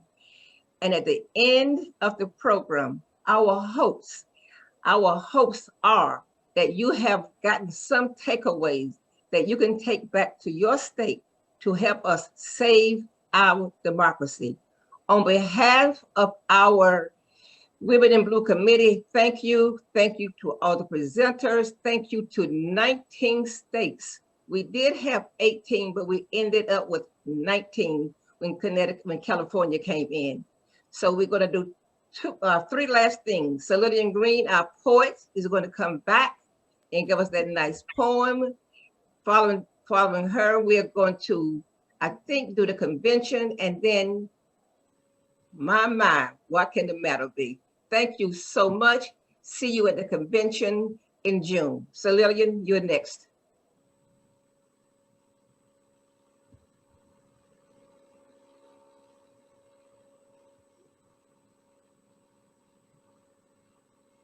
Lillian, do you need to unmute? Okay, can you hear me now? Yes, we can hear you now. Thank you. Oh, great, great, great. Thank you so much for this opportunity. I really want to thank Estelle Lloyd for inviting me. This has been a very informative opportunity for me to hear the information that's been shared by these wonderful women today, and some of the men as well. The title of the poem is Alive and Well, Alive and Well. Regardless of origin, regardless of name, in our democracy, the people have an equal claim. In this land of the free and the home of the brave, for the people, democracy must be saved. The people are indigenous and immigrants too, native born and from Africa torn, descendants of European colonizers, descendants of Africans who were enslaved. In 2020, these people made a decision with the clarity of 2020 vision. Our nation faced an election test. Democracy was not at its best.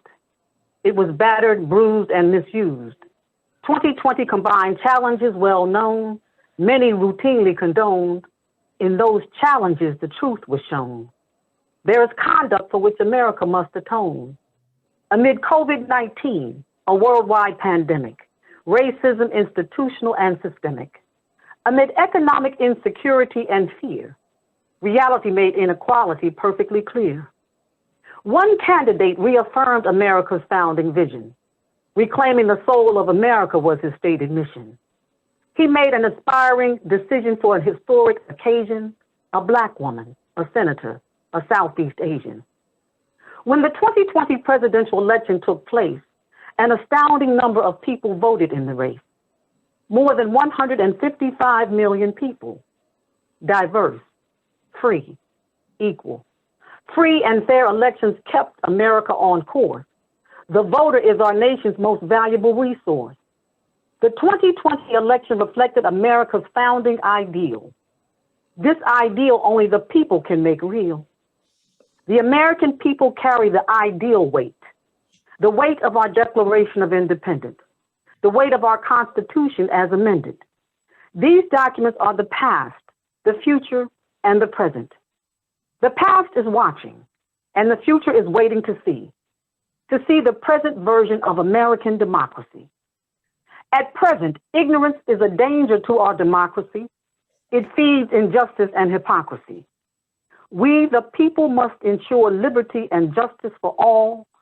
Otherwise, American democracy will fall. The more perfect union of America's founding vision requires teaching its true history without revision. As truth and the founding vision combined, America will be on the cusp of a new paradigm. A paradigm of a triune government most sublime. A government which the people easily refine, evolving as needed from time to time. Therefore, we, the people, must now live the vision of democracy that we hope to give to the future of those not yet born. A democracy from which the people will not be torn.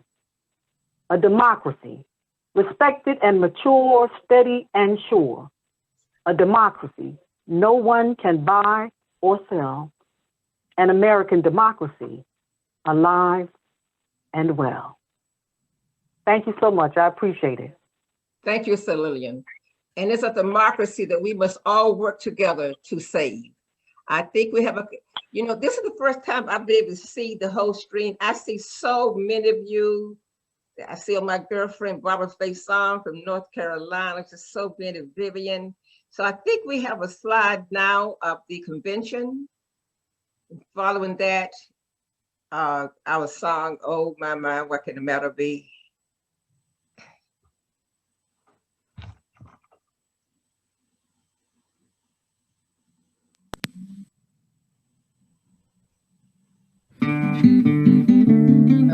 Convention, it's June. Dear, what can the matter be, dear, dear? What can the matter be, oh dear? What can the matter be? Women are wanting to vote.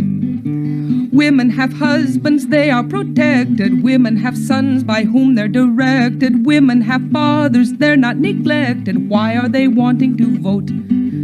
Women have homes, there they should labor. Women have children whom they should favor. Women have time to learn of each neighbor. Why are they wanting to vote? Oh dear, what can the matter be, dear, dear?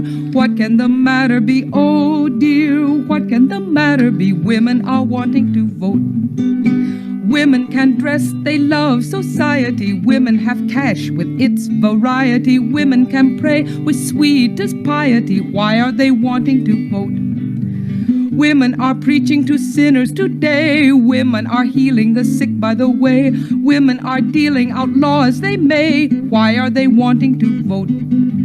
Oh dear, what can the matter be, dear, dear? What can the matter be, oh dear? What can the matter be? Women are wanting to vote. Women are traveling about here and there. Women are working like men everywhere. Women are crowding, then claiming 'tis fair. Why are they wanting to vote? Women have reared all the sons of the brave. Women have shared in the burdens they gave. Women have labored your country to save. That's why they're wanting to vote. So it's, oh dear, what can the matter be, dear, dear? What can the matter be, oh dear? What can the matter be when men want every vote?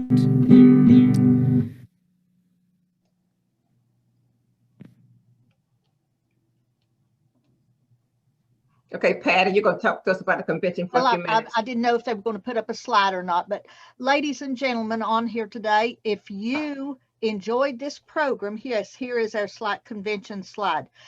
We thank you for attending today, and we really hope that you will join us again on June the 11th and 12th for the National Federation of Democratic Women convention. It is also virtual, and they are setting up a wonderful program. You can find all the information at the website, and we hope that every club in our country buys a table. You will not be disappointed. Thank you so very much for being with us today.